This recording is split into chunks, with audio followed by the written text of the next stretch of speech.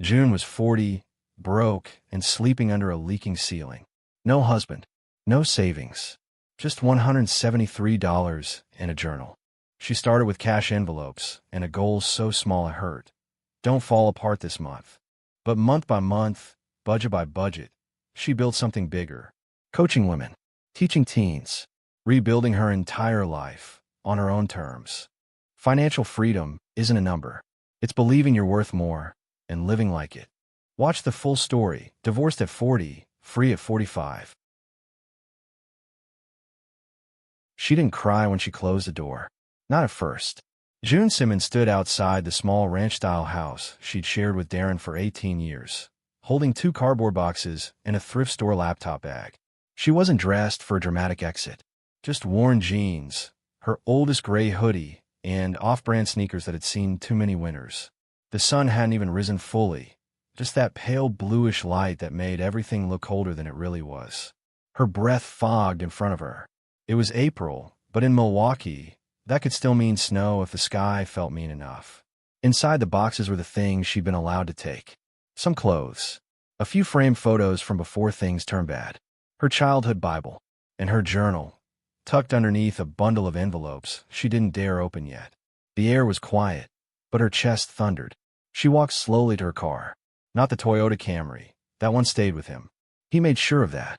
The Ford she drove now had 3 mismatched hubcaps and a dashboard that coughed whenever she turned on the heat. She loaded the boxes into the back seat, one by one, not trusting herself to look back. And then, she drove. It took 12 minutes to reach the studio apartment she'd found on Craigslist.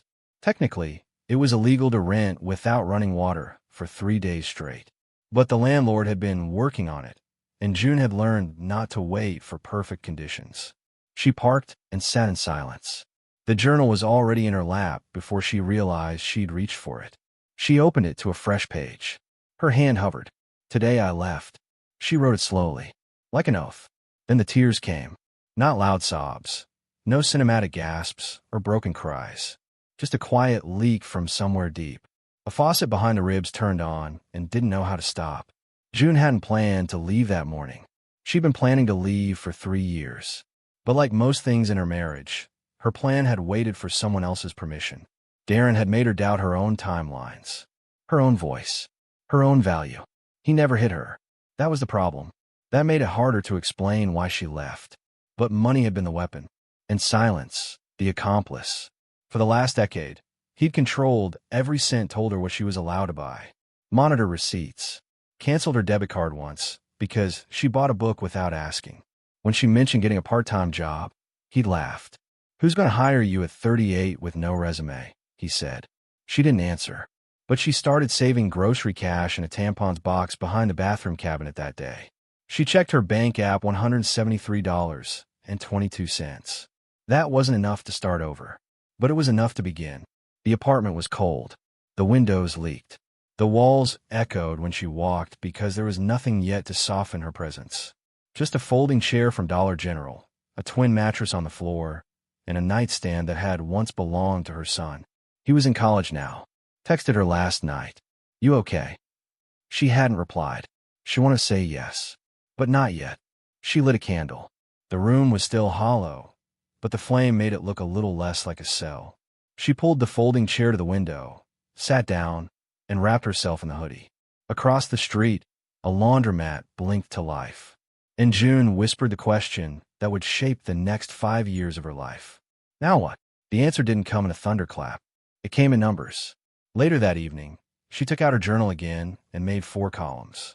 Income, bills, essentials, survival. Her hand shook as she totaled her expenses. Rent was $425. Groceries? At least $30 a week. Cell phone on prepaid? $45 monthly. No internet yet. She'd go to the library. She circled one number, $678. That was what she needed, bare minimum, to stay afloat each month. She exhaled slowly and realized something. Darren used to say she couldn't manage money, but he never let her try. So now she would. June took another page and wrote the words, "Rules I will live by." She stared at them for 5 minutes before the first rule arrived. 1. I will never apologize for leaving. Then, 2. Every dollar gets a job. 3. Debt is the new X. I'm cutting ties. 4. Every week, I will learn something about money. 5. I'm not broken, just beginning. When the silence grew too loud, she walked to the corner gas station and bought a bag of rice, a pack of lentils, and a can of tomatoes with her SNAP card. Back in the apartment, she boiled it all together in the one pot she brought. It wasn't fancy, but it was food she chose. And that, after years of being told what to eat, what to spend, when to speak, was freedom. As night crept over the windows, June set her alarm. 5:30 a.m. She'd been hired part-time at a janitorial service downtown, mopping floors in a bank lobby before the suits arrived. It was minimum wage. No benefits. But it was hers. The studio stayed dark longer than she liked, but her mind flickered with something new. Possibility. Maybe she didn't have a plan yet. But for the first time in over a decade, she had peace.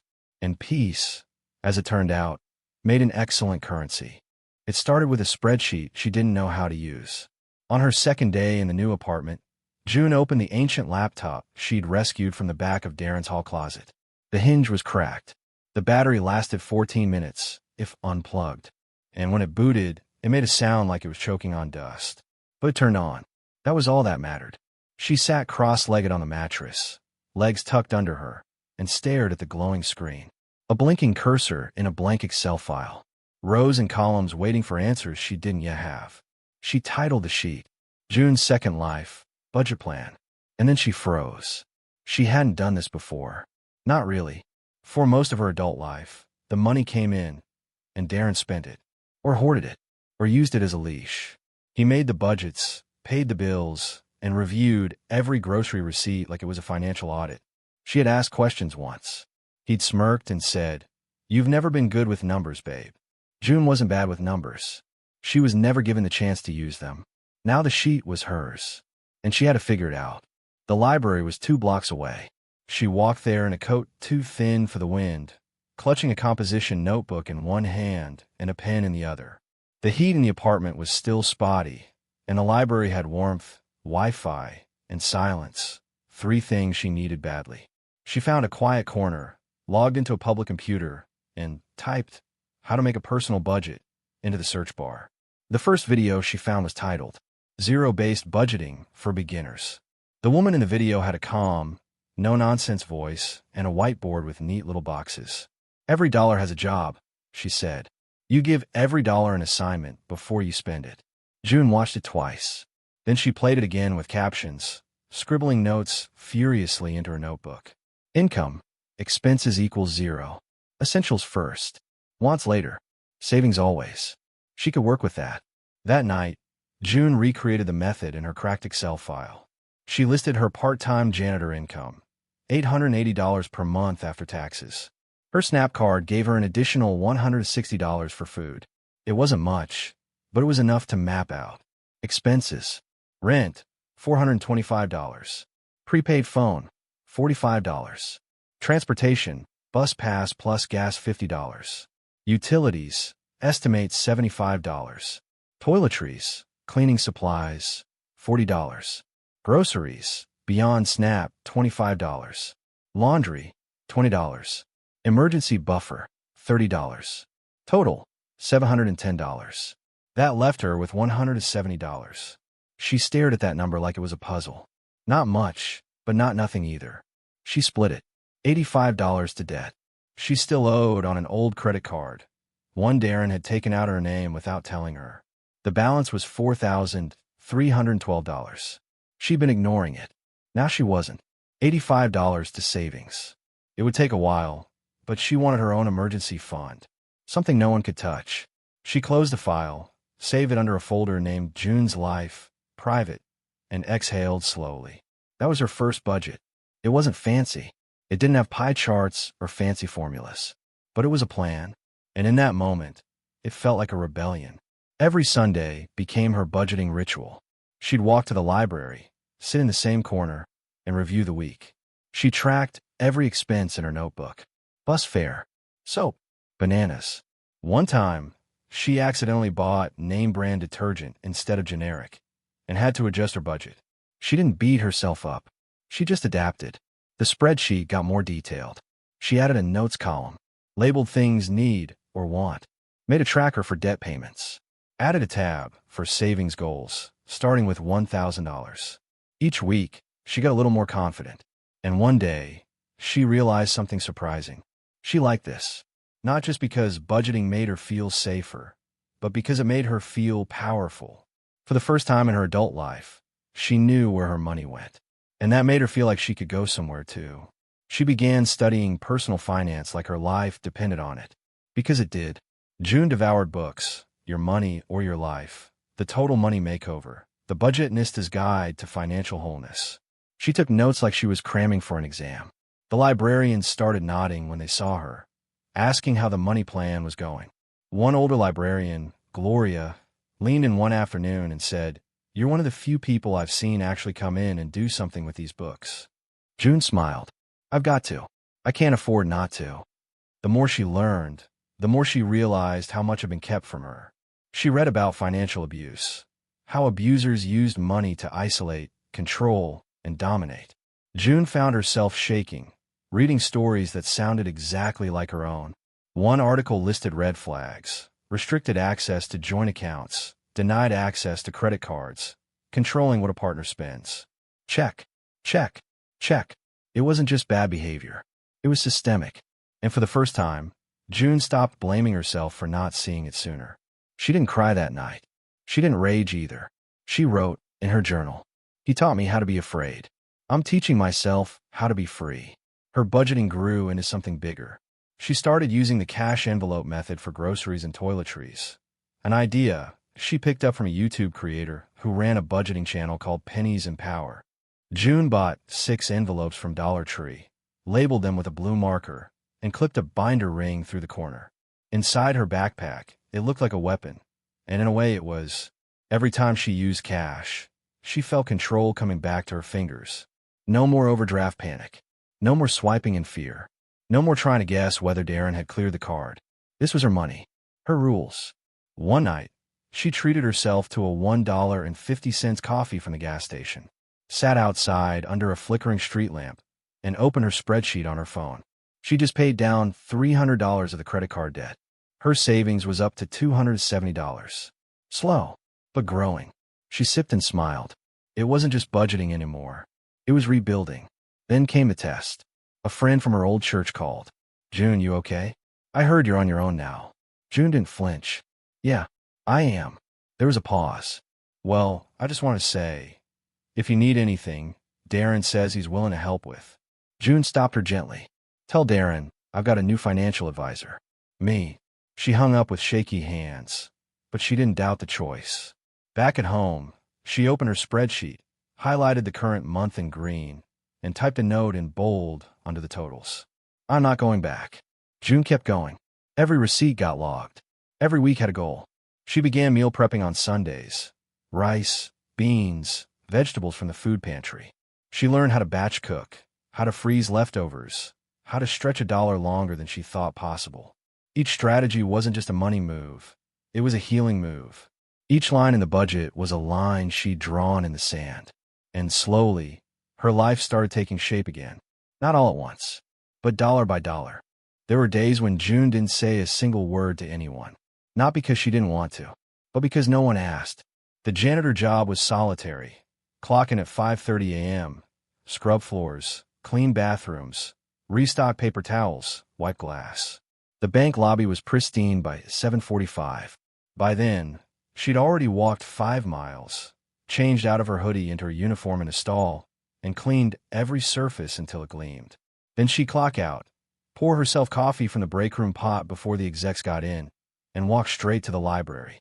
That building, with its dusty shelves and dated carpet, became her real job. The library was where she learned to own her life. June found herself drawn, not to the finance section first, but to memoirs. At first, it felt like indulgence. But the voices in those books, their rhythms, their confessions, started to feel like lifelines. They helped her make sense of her own story. Women who had survived worse, rebuilt after devastation, left abusive marriages, beat addiction, climbed out of financial ruin. She sat in the far corner under the flickering fluorescent light and devoured them. One woman said, "No one came to rescue me, but I realized I could rescue myself." That line changed her. When she finally ventured into the personal finance aisle, she felt like an imposter. She stood in front of a wall of books she didn't recognize, by people she didn't know, using words she didn't yet understand.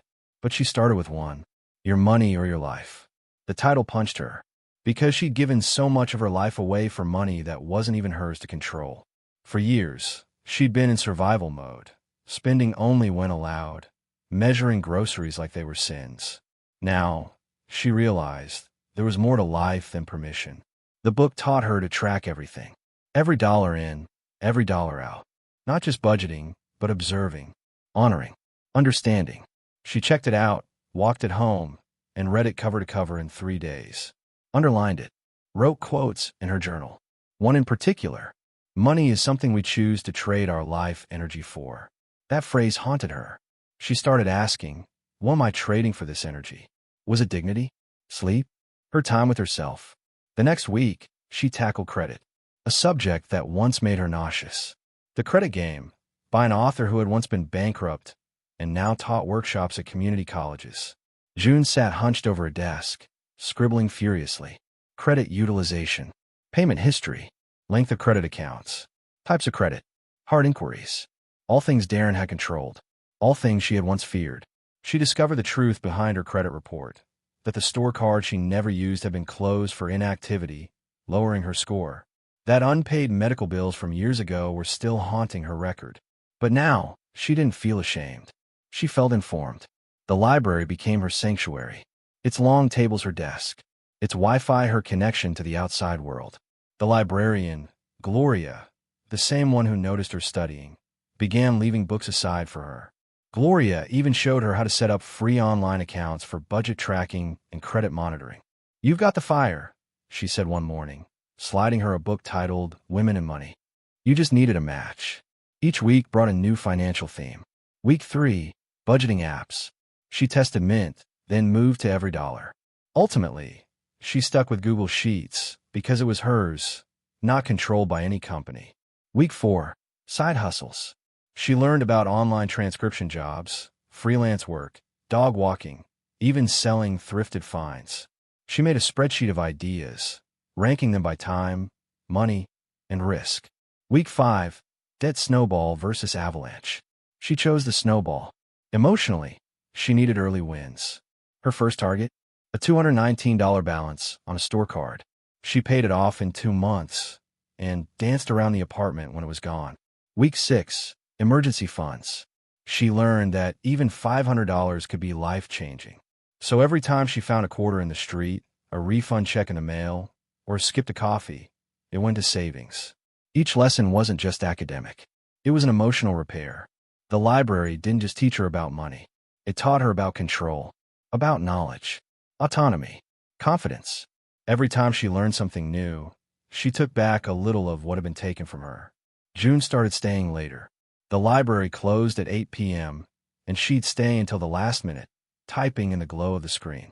She created a folder called Freedom Tools and filled it with spreadsheets, scan pages for financial guides, PDF downloads from government sites about consumer rights, and infographics on compound interest.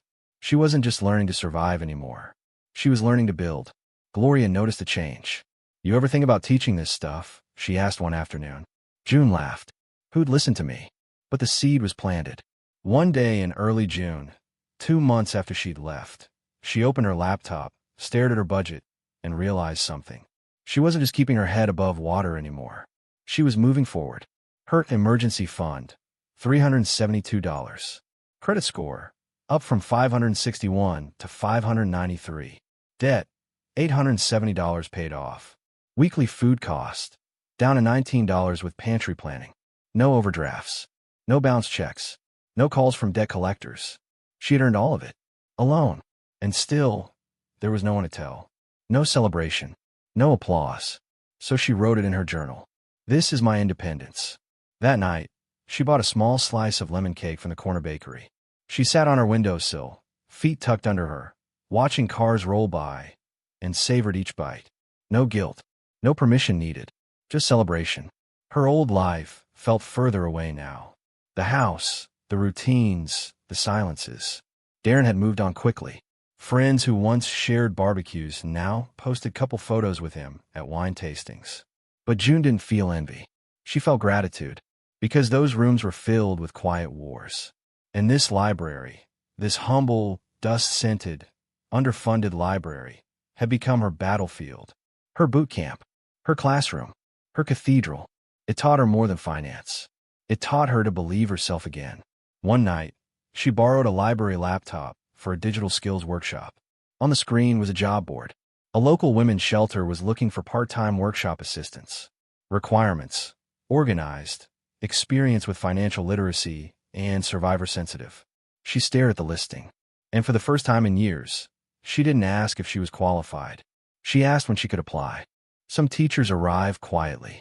They don't stand behind podiums. They don't write lesson plans. They don't hand out diplomas. Sometimes, they just slip you a book and wait for you to come back. Gloria didn't ask June about her past. She didn't pry about why a 40-year-old woman sat in the back corner of the library every day with the intensity of a graduate student on deadline. But she noticed, and more than once, she passed by June's table and gently placed a book beside her elbow without a word. Money diaries. Women don't talk about money. We should all be millionaires. Each one cracked June open a little further. But it wasn't the books that changed everything. It was the day Gloria sat down. It was a Thursday. Rain tapped against the wide windows of the West Side Public Library, and the building smelled faintly of damp carpet and printer ink. June was tucked into her corner, earbuds in, listening to a podcast on high-yield savings accounts while color-coding a new budget tab. She didn't hear Gloria walk up. You ever hear the 50/30/20 rule? Gloria asked. June blinked and pulled out her earbuds. What? The budgeting method. 50% needs, 30% wants, 20% savings or debt. June smiled. Yeah, I tried it. But I don't have enough income to even hit the 30%. Right now it's more like 80/15/5. Gloria chuckled softly. That's real life. She pulled out the empty chair beside her and sat down, smoothing the hem of her maroon cardigan.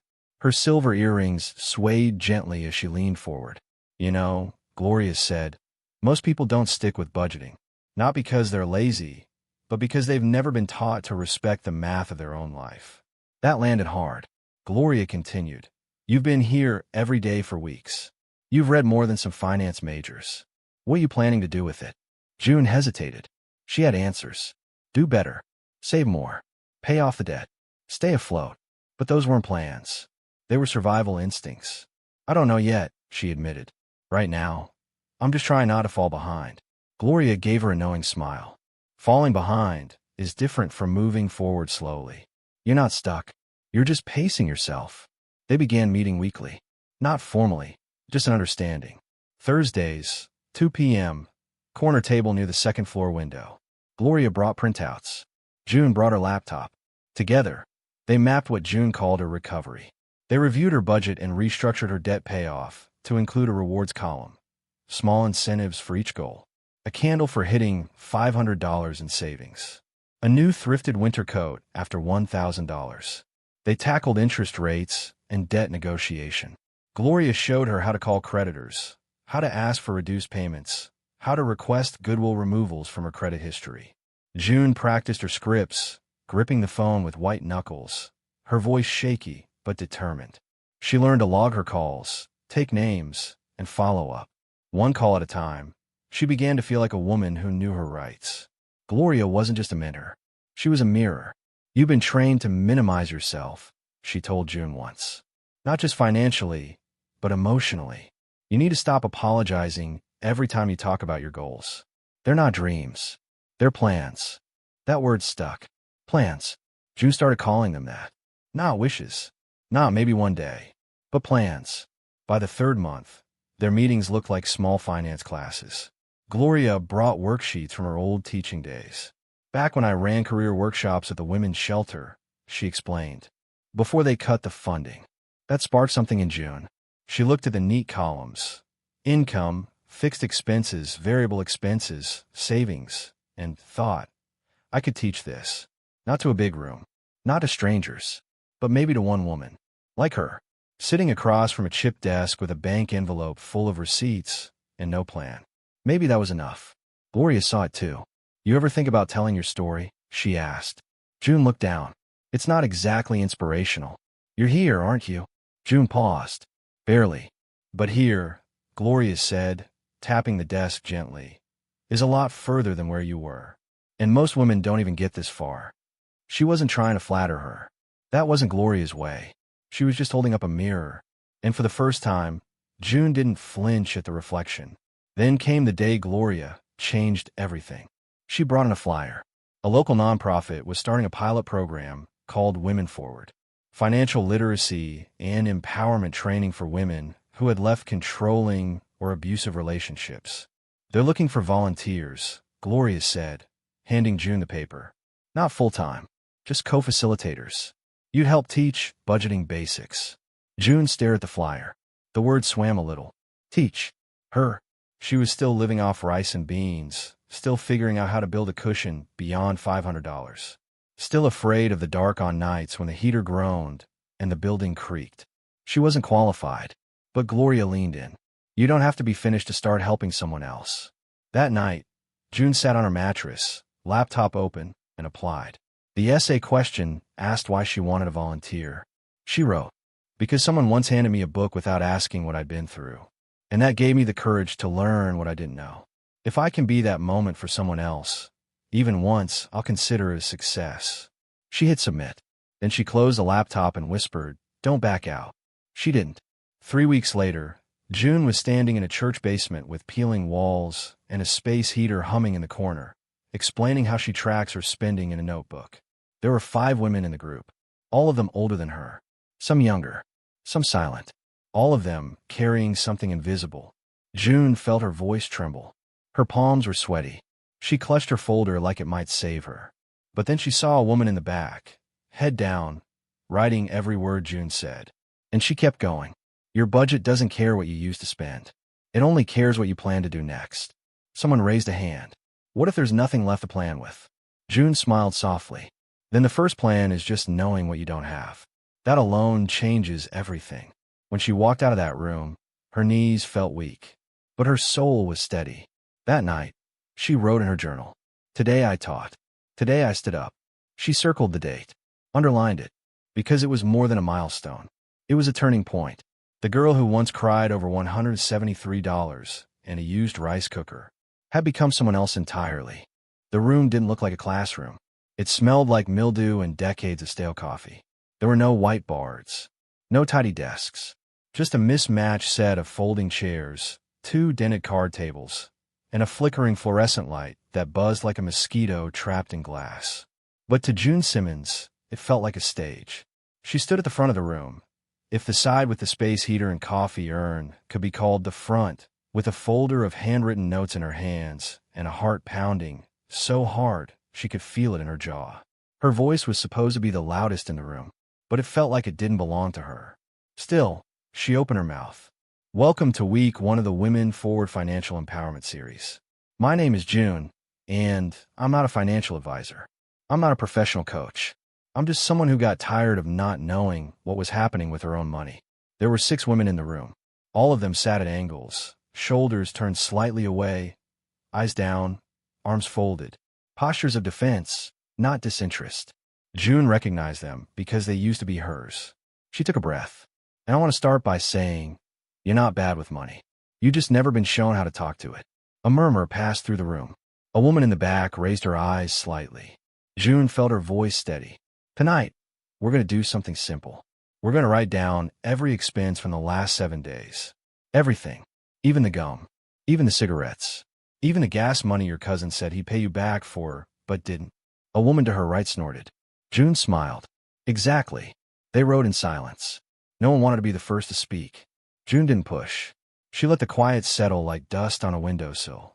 Eventually, one woman, Angela, looked up. I had to lend my brother $30. I didn't have it, but it's my brother. June nodded. So it goes in the out column. Angela frowned. But I didn't spend it. He did. June stepped closer, her tone gentle. But it came out of your life energy. Remember that quote? Angela muttered. Your money or your life. That's right. Angela scribbled it down. Another woman spoke up. Her name was Farah. Tall, in her late 30s, with long braids and a voice that never went above a whisper. Does the 20 I spent on pizza count, even if I paid with points? June smiled. Absolutely. Because if you weren't tracking that pizza, those points feel like magic money. They're not. Farah tilted her head, intrigued. June felt the air shift. Just slightly. They moved from numbers to feelings. June guided them through a simple worksheet she'd made herself. Colored boxes labeled need, want, and impulse. They went one by one. Gas money. Need. New lipstick. Want. Uber Eats after a bad day. Impulse. June didn't judge. She just asked questions. What were you feeling when you made that choice? What did you hope that purchase would fix? She knew the answers. Loneliness. Control. Comfort. Escape. They didn't need her to say it out loud. They needed to discover it themselves. And when the hour ended, no one moved. June glanced at the clock. We're technically done. But if you want to stay and keep talking. Angela raised her hand. How do you stop feeling stupid every time you look at your bank account? The question hit like a stone tossed into still water. June stepped closer, sat on the edge of the folding table. You stop thinking the account is a verdict. It's not a moral grade. It's a tool. Like a mirror. It just reflects what happened. It's not you. She paused. It's just where you were. Not where you're going. Silence again, but this time it felt warmer. Safe. After class, as the women filed out slowly, Farah stayed behind. She hovered awkwardly, clutching her notebook. This was good. I thought it would be boring, but... June laughed. I thought it would be boring too. They both smiled. Farah looked down. I've never tracked a single dollar in my life. You just did, June said. That's the first win. Farah nodded. You're good at this. June blinked. I'm just telling the truth. That's what makes it good. And then she left, notebook in hand, scarf tucked under her chin, heading out into the night. June locked up alone. The church had given them a key and an honor system. She stacked the chairs, dumped the stale coffee, and wiped down the tables. There was no paycheck for this. No applause. But her chest was full in a way money had never made her feel. She walked home that night through the cold with the streetlights flickering above, her breath fogging in the air, and the folder clutched to her chest. At a stoplight, she laughed out loud. Not because anything was funny, but because joy had snuck in. For years, she had made herself small to survive.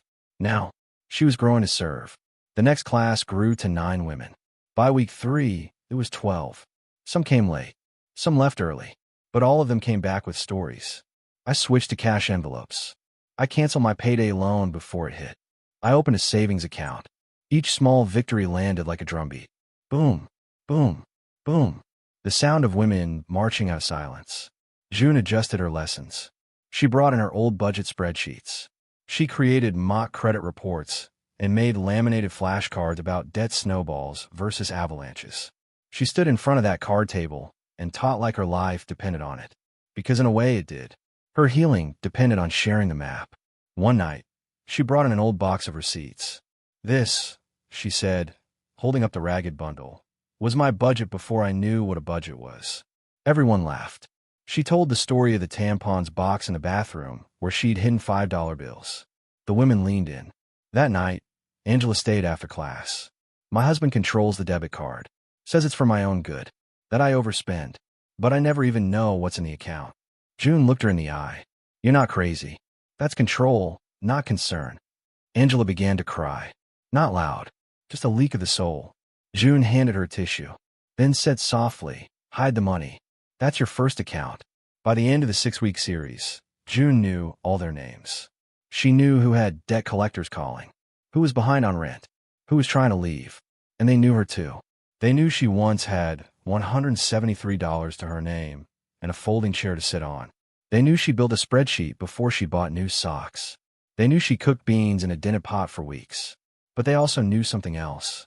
She had built a second life. And she'd built it from spreadsheets and silence and savings goals and 2 library books at a time. The night of the last session, they brought her a card. Just a piece of pink cardstock from the dollar store, passed around with signatures. Inside were little notes. I finally opened a checking account. I tracked every cent this week. I believe I can do this now. June held the card to her chest, blinking fast. She didn't say anything. just nodded. But later, in her apartment, she opened it again, and whispered, "This is wealth." June had never seen 4 digits hit her bank account before.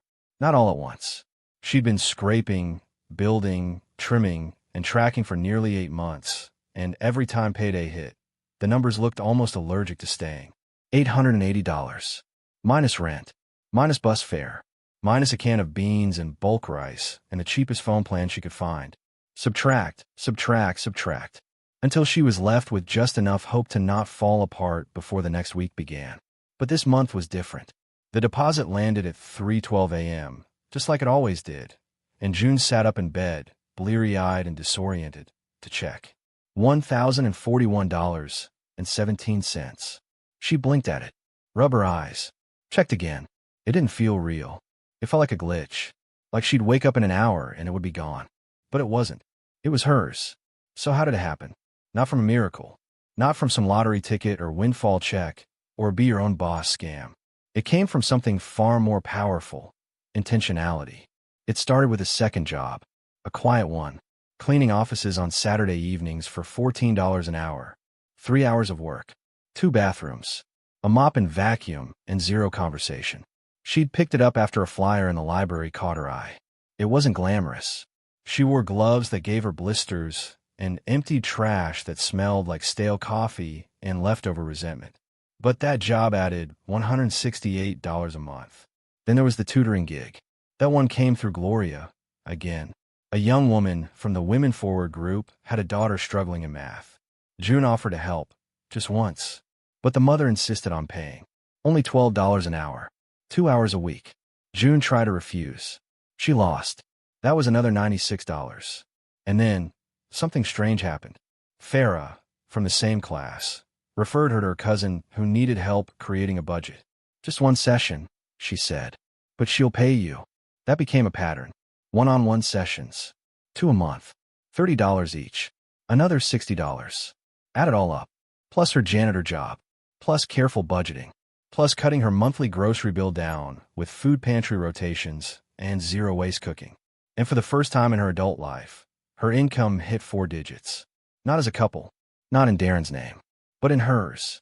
She stared at the bank app that morning, phone resting on her lap, the rising sun filtering through the blinds of her apartment. The number didn't change anything, and yet it changed everything.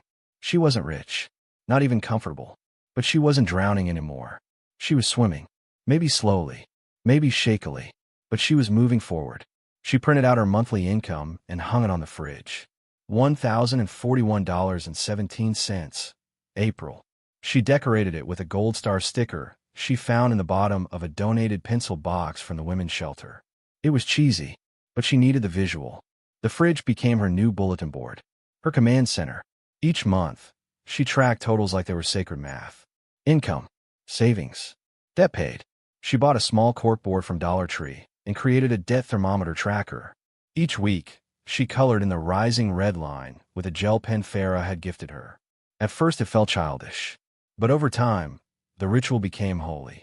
Because now, she wasn't just surviving her money. She was managing it. The first thing she did with the extra income, she gave her savings account a name. The Break Glass Fund. For emergencies only. No excuses. No touching. That fund was her wall between peace and panic. She transferred $85 to it the day her check cleared. The second thing she did, she celebrated. Not with a steak dinner or champagne, but with a new pair of gloves for a cleaning job. Ones that didn't blister. They cost $12. And a new notebook, hardcover, with a leather strap. She called it her money book. On page 1, she wrote, "April, the month I crossed $1,000. On page 2, she started listing things she'd learned. Multiple small incomes, waiting for a savior. Self-trust builds slowly. Tracking everything makes you feel like you own something. Side hustles are only worth it if they don't kill your soul. Savings feels better than takeout." She also learned something strange about money. When you track it, it starts to obey. Her old life had been reactive. Scramble when the car declined. Apologize when she forgot the bill was due. Let Darren scold her for overdrafts he caused. Then shrink into silence. Now, every dollar had a name. Every week had a category. Every mistake had a correction, not a collapse. She wasn't perfect. She forgot to log her cash envelope once and overspent on groceries. She had to pull $18 from her emergency fund to cover a bill after miscalculating her bus fare. But instead of spiraling, she simply wrote down the mistake and moved on. That was a new kind of power. By the end of the month, she had done more than earned $1,000. She'd paid off another credit card in full, $249. She'd hit $575 in savings. She turned down 3 dinners she couldn't afford and said no with grace, not shame. And on the final Friday of the month, she stood in her apartment holding a stack of printed worksheets. It was time. She was launching a mini budgeting workshop from her living room. Farah came. So did Angela. And a new woman named Clarice. June passed out folders, served tea from her thrifted kettle, and gave each woman a blank spending values sheet. She called it the money map. The point was simple. You can't build a path until you know where you're going. She asked, what do you value more, convenience or peace? What do you want to feel when you check your account? What kind of life do you want your money to support? Farah answered first. I want to stop panicking when my phone rings. Clarice said, I want to buy something without having to explain it to anyone. Angela whispered, I want to know what freedom even feels like. June didn't speak. She just nodded. They were all in the same place. Different stories. Same struggle. Same climb. After they left, she cleaned the mugs, folded the chairs, and sat at her table. She opened her new notebook. At the top of the page, she wrote, I am someone who makes more than $1,000 a month. And below that, and I will not go back. The door never fully closed in that apartment. The frame was warped. The knob wobbled in its casing. And the lock, installed hastily by a landlord who hadn't touched a toolkit in decades, clicked, but never quite latched. Most days, June Simmons didn't notice. But at night, when the city quieted down and the hum of the radiator was the only sound between her and the world, she would stare at that door. That broken lock. That fragile barrier between her and the unknown. It reminded her of how she used to feel. Unsealed. Uncertain. Pretending to be more secure than she really was. June didn't have much in the apartment worth stealing. A second-hand laptop. Her budget folders. 2 cooking pots. A mattress on the floor. But the broken lock wasn't about theft. It was about safety. And safety, she realized, was a kind of wealth. She first noticed the issue during her second month there, after coming home late from her janitorial shift. The wind had pushed the door open just a few inches. Enough to let in cold air. Enough to raise her heart rate as she stepped inside, holding her keys like a weapon. Nothing had been touched, but it rattled her. Back then, she hadn't said anything. She told herself it wasn't worth the risk. She didn't want to seem like one of those tenants. Besides, it was temporary. Everything was.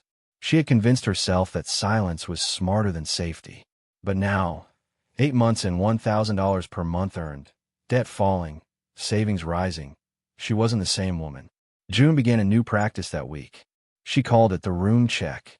Every Sunday evening, before she planned her budget, she walked through her tiny apartment and took inventory. Not just of things, but of how they made her feel. Did this cracked dish serve her, or was it a reminder of what she'd lost? Did the bare window feel minimalist, or lonely? Did the wobbling front door make her feel adaptable, or afraid? That last question hit harder than the rest. Because deep down, she knew the lock wasn't broken. Her tolerance for discomfort was. She brought it up with the landlord the next day. I need the lock fixed. He shrugged. It clicks, doesn't it? It doesn't hold. It opens in the wind. Put a towel under it or something. I'll give you 7 days to repair it, she said evenly. After that, I'll contact housing enforcement. It was the first time she'd ever used her voice like that, and the first time she'd seen a man like him blink. 2 days later, a new lock was installed. It wasn't just a click. It was a boundary. That experience led June down a new rabbit hole, tenants' rights. She learned how many times landlords preyed on women like her, newly single, financially fragile, too busy surviving to fight. She read about deposits illegally withheld, maintenance neglected for months, rent illegally raised without notice, rooms infested with mold and shame. June made copies of her lease, highlighted clauses, created a folder called Tenant Defense, scanned in receipts for every rent payment, every repair request, every text. She didn't want to fight, but she wanted to be ready if one came. The more she learned, the more empowered she felt, and she began to realize something crucial. Budgeting isn't just about spreadsheets. It's about boundaries. It's saying no. It's saying not anymore. It's saying this is what I will tolerate, and this is what I will not. Money had been Darren's weapon, his excuse, his gatekeeper. But now, June was building her own gates. And this door, this literal door with a literal lock, was symbolic of all the ones she hadn't closed before. Now she could. The transformation didn't end there. That week, June added a new line to her monthly budget spreadsheet. Housing Dignity Fund, $15 per month. It was a small category, almost laughably modest. But it mattered. She set it aside to slowly upgrade her space in tiny, meaningful ways. Not lavishly, just enough to feel like she mattered. The first month, she bought weather stripping to seal the windows. The second month, she bought a rug to cover the cracked linoleum. And one weekend, when her side gig payments came in early, she splurged $21 on a lockable filing cabinet from a thrift store. It wasn't about storing valuables. It was about honoring the value of her records, her journals, her documents, her life. Everything that had once been scattered now had a place. A lock, a boundary. One night in June, her namesake month, her rebirth month, there was a storm. Rain lashed the windows. The wind howled like a banshee. Power flickered once, then steadied. And for a moment, that familiar anxiety crept in. The what-ifs, the what-could-go-wrongs. But June sat in bed with a flashlight in one hand and her money book in the other, updating her savings tracker while the wind battered the city. She didn't flinch, because she knew the door would hold. And so would she. That month, she hosted her second home-based budgeting workshop. 5 women sat in her living room. The table was set with color-coded pens, free printable worksheets, and cups of lemon water. The theme? Budgets are boundaries. She spoke not just of math, but of meaning. What we allow becomes our standard, she said. And that's true for money, for relationships, for where we sleep, and for how we speak to ourselves. One woman teared up. I thought budgeting was about restriction, but it's actually about respect. June nodded. Exactly. Respect for your future self. They discussed not just rent and bills, but dignity. Does your home support your peace? Does your budget reflect your values? Does your spending match your healing? That week, June earned $1,112, her highest month yet. She transferred $100 into savings, paid $315 toward debt, spent $8 on tea, $4 on notebooks, $11 on new weather seals for her bedroom window, and $0 on guilt. On the last Sunday of that month, during her room check, June stood at the front door and turned the knob. Click. Firm. Secure. She smiled. It wasn't the apartment that had changed. It was her. She no longer flinched when the wind blew. Because the door closed now. The lock held. And so did she. June had drafted the letter 3 different ways. First, it was sharp. A blade. She wrote the words fast, angry, with teeth. You thought I'd disappear. But I didn't. Second, it was soft. An olive branch she didn't actually want to extend. I hope you're doing well. I'm finding my way. It's been hard, but I'm learning. The third draft was something else entirely. It wasn't angry. It wasn't forgiving. It was honest. You don't get to define me anymore. That's mine now. She never sent any of them. But writing something, felt necessary. It started with a name she hadn't heard in months. One afternoon in late July, June was checking her mail, 2 bills, and a food co-op newsletter, when she saw it, a wedding invitation. From a mutual friend. A name from the old world. One of the last remaining links to the life she'd left behind. The invitation was addressed to Mr. and Mrs. Simmons. She stood there on the steps for a long time, the envelope trembling slightly in her hand. She could have laughed, could have cried. Instead, she walked inside, placed the envelope on her table, and boiled water for tea. Some part of her had thought she was invisible to that world now, but it had remembered her. Or rather, remember the version of her that had never truly existed. The letter she almost sent wasn't about revenge. It was about reclamation.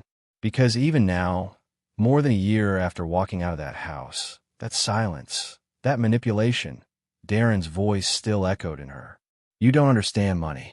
No one's going to care what you think. You're being emotional again.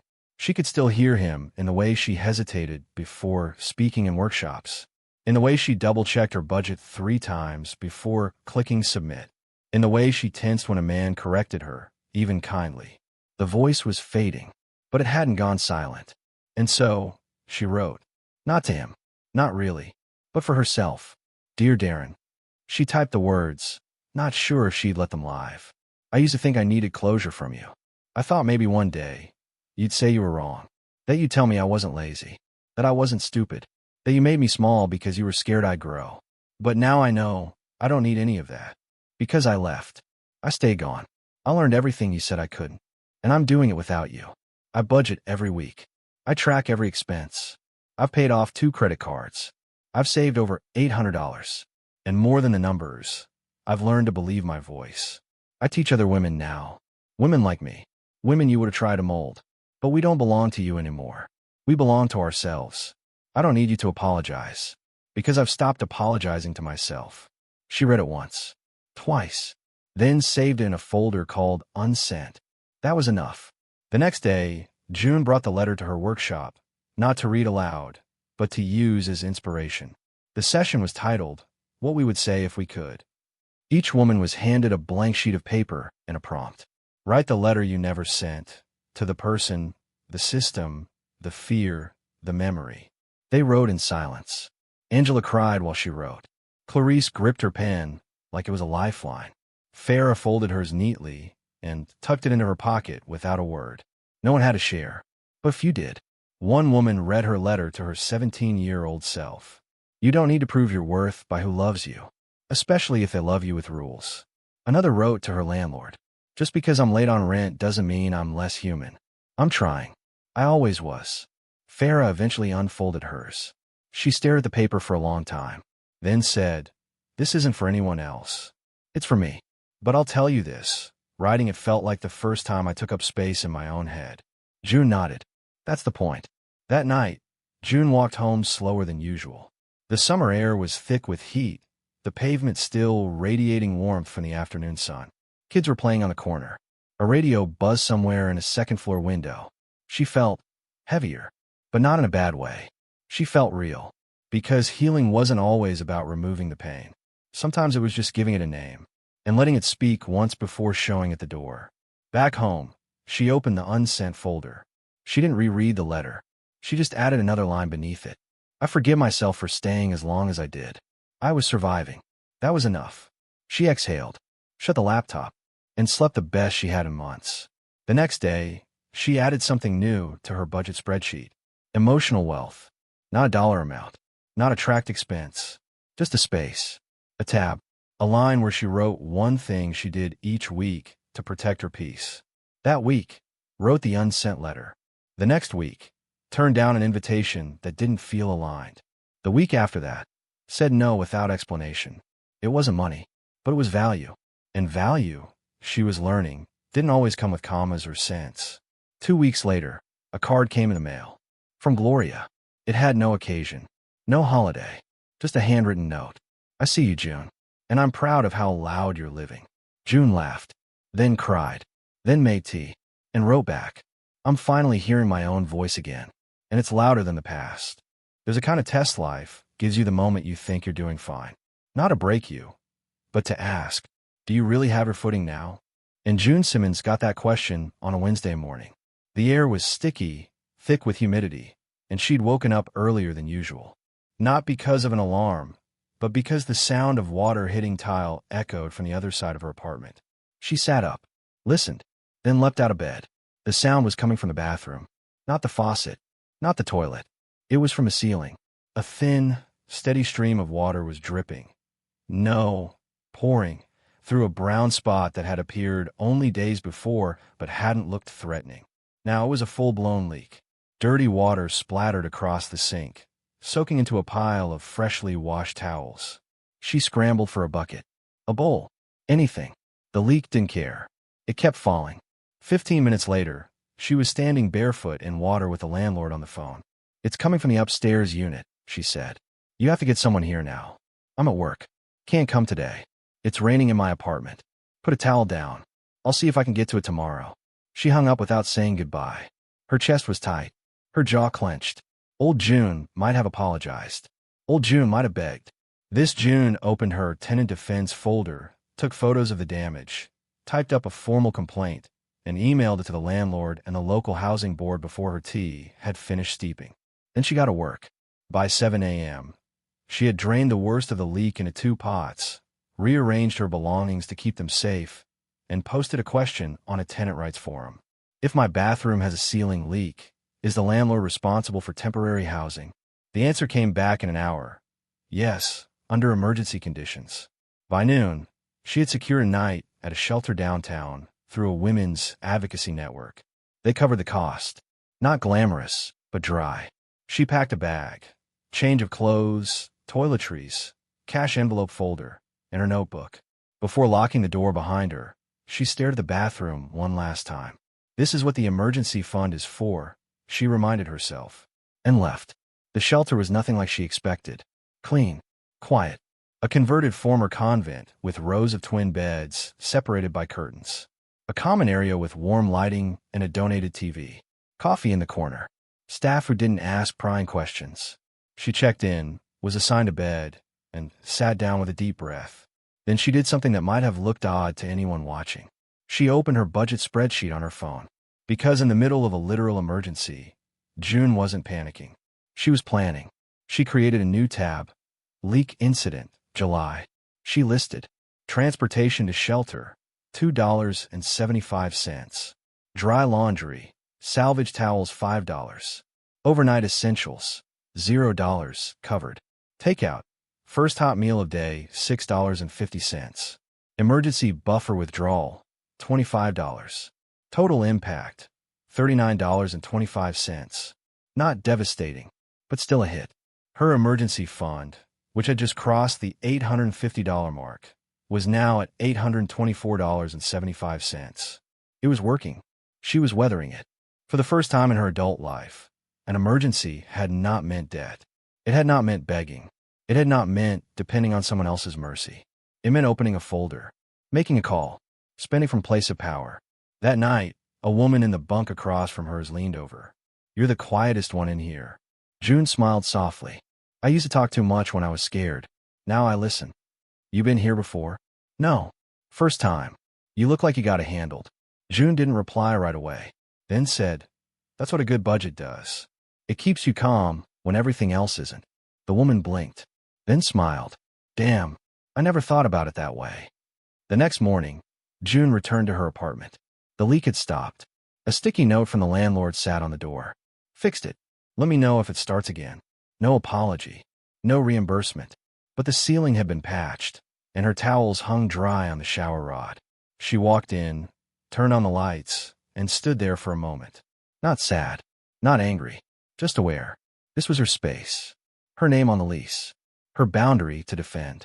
She took a deep breath and unpacked. Then updated her Housing Dignity Fund spreadsheet. Next goal, renter's insurance. That weekend, she taught her budget group about emergency funds. She brought a toy piggy bank from Dollar Tree, set it in the center of the table, and asked, "What do we think this is for?" "Rainy days," one woman said. "Broken cars," said another. June smiled. "No, it's for buying peace." The women looked puzzled. "An emergency fund isn't about surviving disaster," she said. "It's about preventing panic. It's buying yourself time, options, and dignity when something goes wrong." She pulled out a printout of her own emergency expenses from the leak. "Share the total." Then said, "I didn't need help. I didn't need credit. I didn't spiral. Because past me gave present me a gift." The room was quiet, but not the stiff kind, the reverent kind. That night, June journaled in bed. "Today I taught about emergencies. But the truth is, I've lived one for years, and I survived. The leaks used to come from inside me. The doubt, the fear, the shame. Now, I know how to patch those to." She closed her notebook and slept.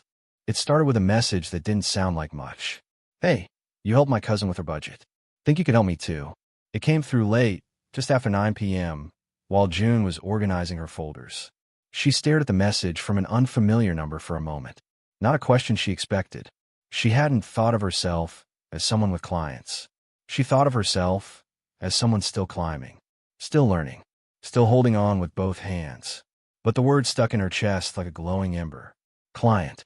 The woman's name was Kayla. Late 20s. Barista. Single mom. Always broke. Never sure where the money went. They met at a coffee shop that smelled like roasted beans and uncertainty. Kayla showed up 10 minutes late, breathless, with an old purse held together by safety pins. I don't know where to start, she said, dropping onto the chair. I'm not good at this stuff. June smiled. You're better than you think. You just haven't been taught your own numbers yet. She pulled out 2 blank worksheets, 2 pens, and began. The first session was messy. Kayla didn't know her income after taxes. Her bills were paid in cash and guesses. Her rent changed depending on whether her cousin, her unofficial landlord, was angry that month. She lived in a gray zone like so many people June had come to know. Paycheck to paycheck, memory to memory, hope to hope. But June didn't flinch. They wrote down everything she could remember. They guessed, estimated, pulled bank records. And when it was done, June drew 3 lines across the page. Here's what you make. Here's what you owe. Here's what's left. Kayla stared at the sheet like it was a riddle. But where does it all go? June leaned in. That's what we're going to find out. The second session was sharper. June had created a basic monthly budget template for Kayla. Nothing fancy, just categories. Income, fixed costs, flexible costs, unexpected. They went through receipts, compared spending, noticed patterns. You spend $92 a month on Uber, June said. Kayla blinked. No, I don't. You do. Look, she laid out the charges. Week by week, trip by trip. But I need to get my kid to daycare. June nodded. Totally valid. But if you plan it into your budget, it's a need, not a surprise. And if it's a need, you get to control it. Kayla sat back. No one's ever told me that before. By week 3, Kayla had written out her first full budget. It wasn't perfect. She overspent on food, missed one bill, had to shuffle her envelopes to avoid borrowing from friends. But she knew it now, knew where the cracks were, knew where her power was bleeding out. She texted June late one night. I just said no to DoorDash and made pasta instead. Felt weirdly good. June smiled, then wrote in her journal.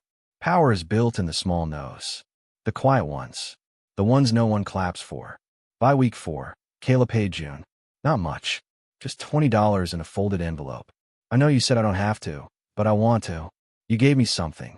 June took it carefully. Not because of the money, but because of what it meant. It wasn't charity. It wasn't pity. It was value. Exchanged. Earned. That night, she logged the income into her spreadsheet under a new category. June Simmons Financial Coaching. Income. $20. And next to it, emotional return. Priceless. That moment cracked something open. She started offering free 30-minute budget coaching sessions at the library. Gloria helped her print flyers. Just one day a week, June said. Gloria grinned. That's how they all start. Within 2 weeks, all 4 time slots were full. Women, men, students, retirees. Everyone trying to stretch something too small into something that worked. She sat at a little corner table in the community room, folder open, pens ready, and listened. One man had been denied a mortgage after wrecking his credit in his 20s. One mother had never looked at her own bank app without feeling sick. One college student cried when she saw, for the first time, that her student loan interest had cost her more than 3 months of groceries. June didn't fix them. She heard them and helped them see where their power still lived. You're not broken, she'd say. You've just been misinformed. You're not irresponsible. You've been surviving. You don't need to know everything. You need to start with one number. And in all of it, she kept budgeting. Her own numbers. Her own meals. Her own small, slow wealth. By that fall, she'd hit $1,250 per month average income. Her debt was down to $1,750. Savings over $1,100. It wasn't viral. It wasn't loud. But it was real. And then, one quiet Thursday, Gloria walked up to her with a manila folder. They're offering small grants, she said. Seed money. For people building things that help the community. June blinked. Me? Gloria smiled. You're already doing the work. Let them pay for the light you're turning on. That night, June drafted the application. Name a project. Budget Basics. Community Financial Coaching for Women Rebuilding. Mission statement. To empower under-resourced women through basic financial education, emotional support, and one-on-one planning that centers dignity, not shame. Funding requested. $1,000 to purchase materials, printing supplies, and cover transportation for attendees. Why this project matters? Because freedom begins with knowing what's in your wallet and believing that what's there can grow. She stared at the words for a long time, then hit send. She didn't tell anyone, not even Gloria. She waited and waited until one morning, checking her email on a library terminal, she saw it. Subject: grant approval. $1,000 awarded to Budget Basics. She clicked it, read the first line, and burst into tears. Back at home, she updated her budget. Income: $1,000, one-time grant. She didn't spend it all at once. She planned. $150 went to supplies. $300 toward printing flyers, handouts, worksheets. $100 to buy reusable binders for the women. $400 went into a savings account labeled Workshop Expansion. And $50, just $50, she set aside for herself. To breathe, to smile, to feel the weight of value recognized. June Simmons had a client. Now, she had a mission. And the girl who once cried over $173 and a broken ceiling was now building something people believed in, including herself. The apartment looked different through his eyes. Not small, not sparse, just deliberate. Books stacked on a shelf made of crates. A chipped but clean teapot on the stove. A corkboard filled with colorful sticky notes. Budget review, grocery prep, workshop RSVP, each one a whisper of discipline. On the table, a planner. Beside it, a calculator, cap pen, and notebook lined with purpose. And in the middle of it all, standing with flour-dusted hands and a smile that didn't need apology, his mother. It had been over a year since Marcus last saw her in person. He had gone away to college right before she left Darren. The phone calls were regular but filtered. She hadn't wanted to worry him, hadn't told him the full truth. Not about the studio apartment, not about the cash envelopes, not about the nights when her stomach rumbled and she filled it with tea. But he had noticed something. The longer she was away from his father, the lighter she sounded. At first, he thought it was a trick, maybe shock, maybe denial. But no, it was something else, something steadier. And so, when he texted, "Can I come visit for a weekend?" and she replied, "Of course, if you're okay with a tight space and dollar store meals," he didn't hesitate. Because he didn't come to see her fridge. He came to see her. June cleaned obsessively the night before. Not because the place was dirty. She kept it meticulous, but because part of her was still terrified of how he would see her. He'd grown up in a suburban house. 2 stories. Lawn care. A driveway. His room was painted blue. He had his own closet, a desk, a bookshelf Darren assembled with more pride than love. This apartment had no closets, just a freestanding rack. His guest bed was a foam mat she borrowed from the shelter donation closet. She told herself he wouldn't care, but she still wiped every surface twice. Put her best towel out. Made the cheapest pasta recipe she knew tasted like effort. He arrived on a Friday afternoon. Backpack slung over one shoulder. Taller than she remembered. Beard just starting to fill in. When he saw her, he hugged her hard. "Mom." He said it like it mattered. Like it hadn't broken. Like it still held weight. She held on longer than she meant to. "Try not to cry." "Welcome to the mansion," she joked, gesturing to the room. He looked around, smiled. "It's more organized than my dorm." She laughed. "That's because I own every single item in here. No roommates to blame."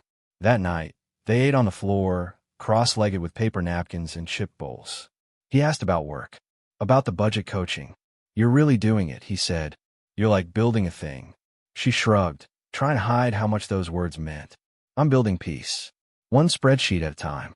He grinned, then asked the question she'd been bracing for. "Why didn't you leave him sooner?" She didn't answer right away, just stirred her tea, then said, quietly, "Because I didn't know who I was without him. And then I realized that was the problem." He nodded, and didn't ask again. The next morning, he woke to the sound of soft typing. She was at the kitchen table, already halfway through a financial worksheet she was adapting for her next workshop. He sat beside her, watched her for a minute. "You always get up this early?" "Only when I've got a new idea." He picked up the sheet. "You made this." She nodded. "I wanted to explain the 50/30/20 rule in a way people like me would actually feel. So I gave each category a feeling instead of a percentage. She pointed. 50%, ground, what you need to stand on. 30%, fire, what lights you up but can't burn you down. 20%, growth, what builds your future. He stared at the page, then at her. This is good. Like really good. She blinked. You think. Mom, this is a system. People pay for this kind of thing.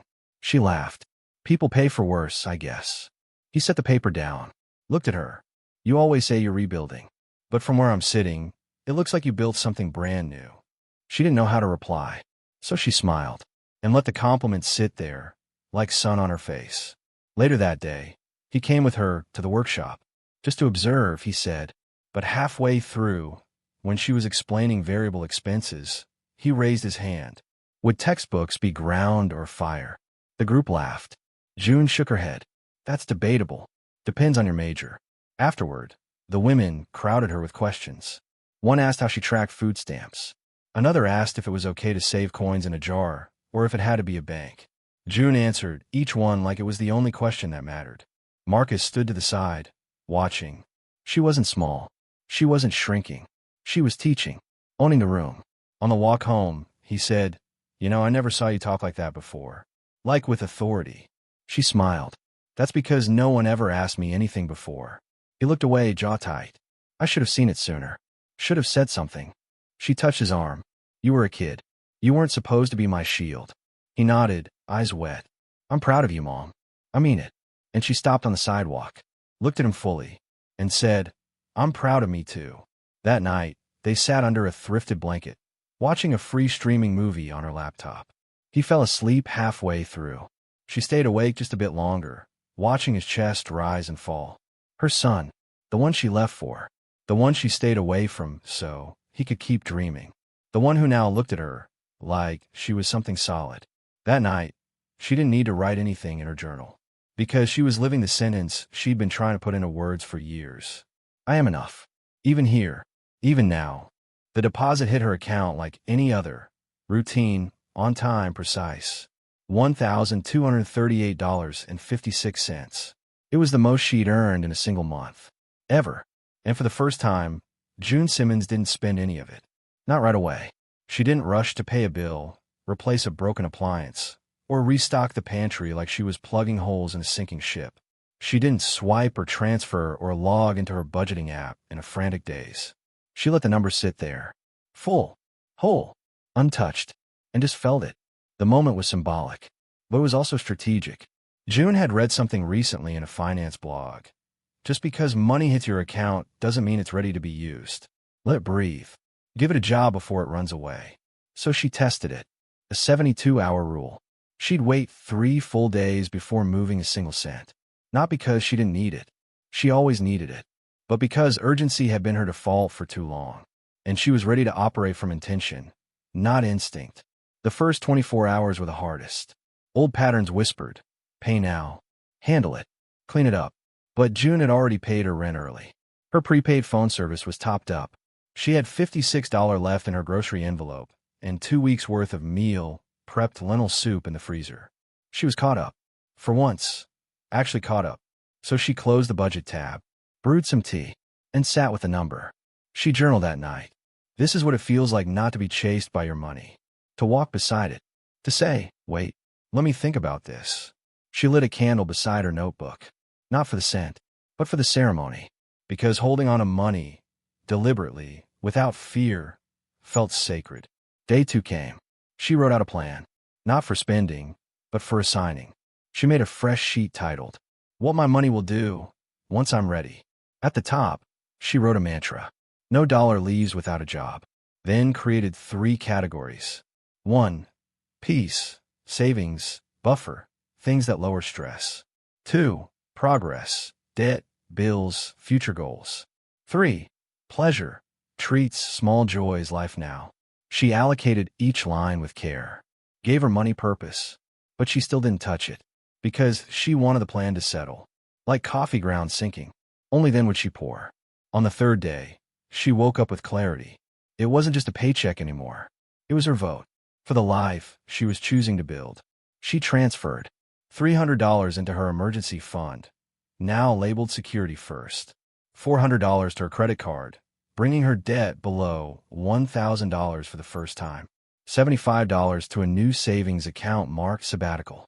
$50 to a digital wallet tag give. $35 for a library printer subscription and ink refill. $15 to her self-care envelope, destined for a haircut she'd been putting off.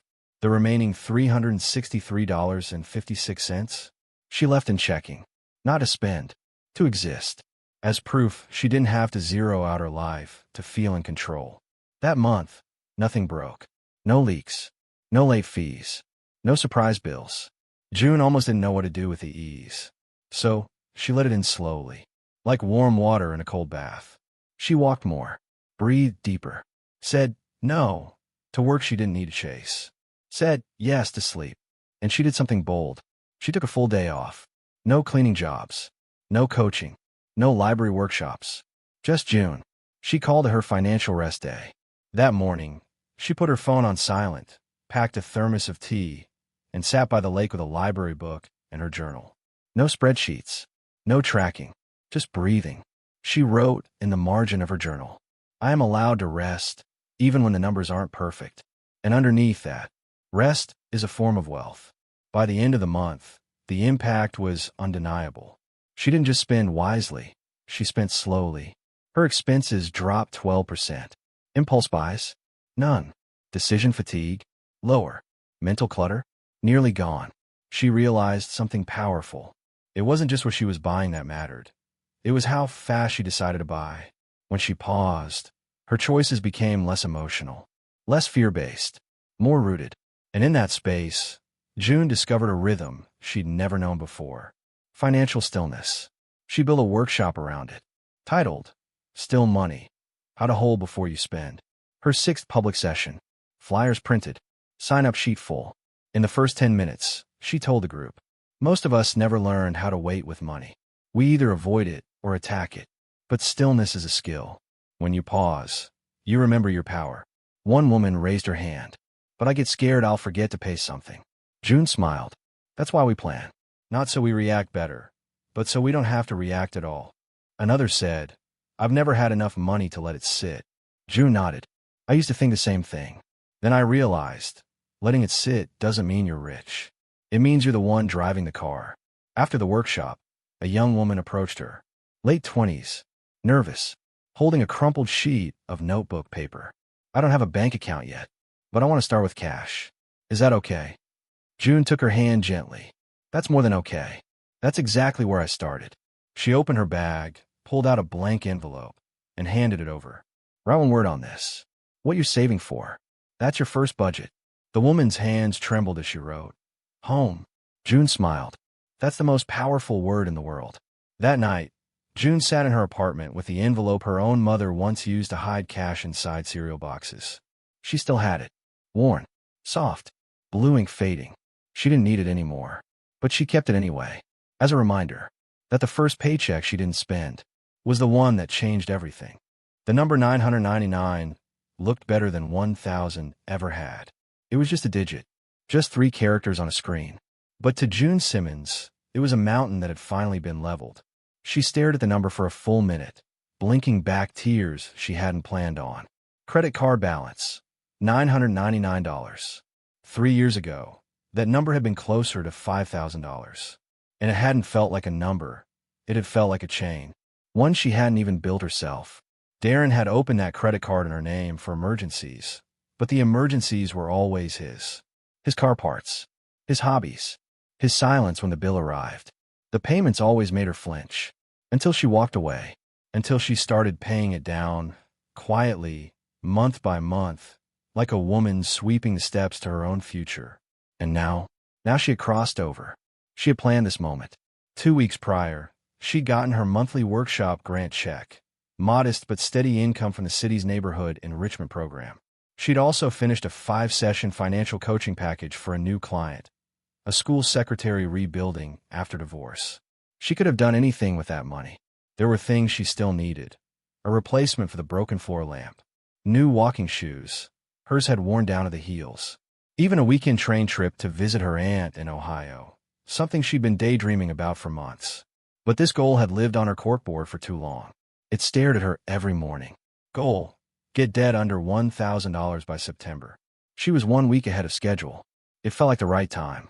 So she made the payment. $212.73. The exact amount needed to cross the line. She hit submit, closed her laptop, and exhaled.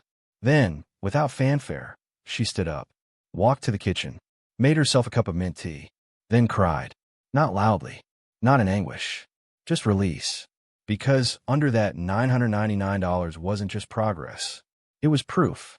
Proof that she hadn't just walked away from a toxic marriage. She'd walked towards something too. A future she could carry alone. She celebrated like she always did, with quiet ceremony. First, she pulled out her victory jar. A glass mason jar she'd labeled in Sharpie with the words debt wins. Each time she paid off a milestone, she dropped in a note with the date, the amount, and what it took to make it happen. She scribbled, September 1st, dropped below 1K. Victory paid for by 3 coaching sessions, 1 grant check, and skipping takeout for a month. Worth it. She folded the note, slipped it into the jar, and watched it settle among the others. Then she did something new. She took a photo of her computer screen, of the $999 balance, and printed it at the library. On the back, she wrote, I did this. Not fast, not loud, but I did it. She pinned it to her corkboard. A flag, a memory, a promise. That week, she built a new lesson for her workshop. Title: Milestones Over Miracles.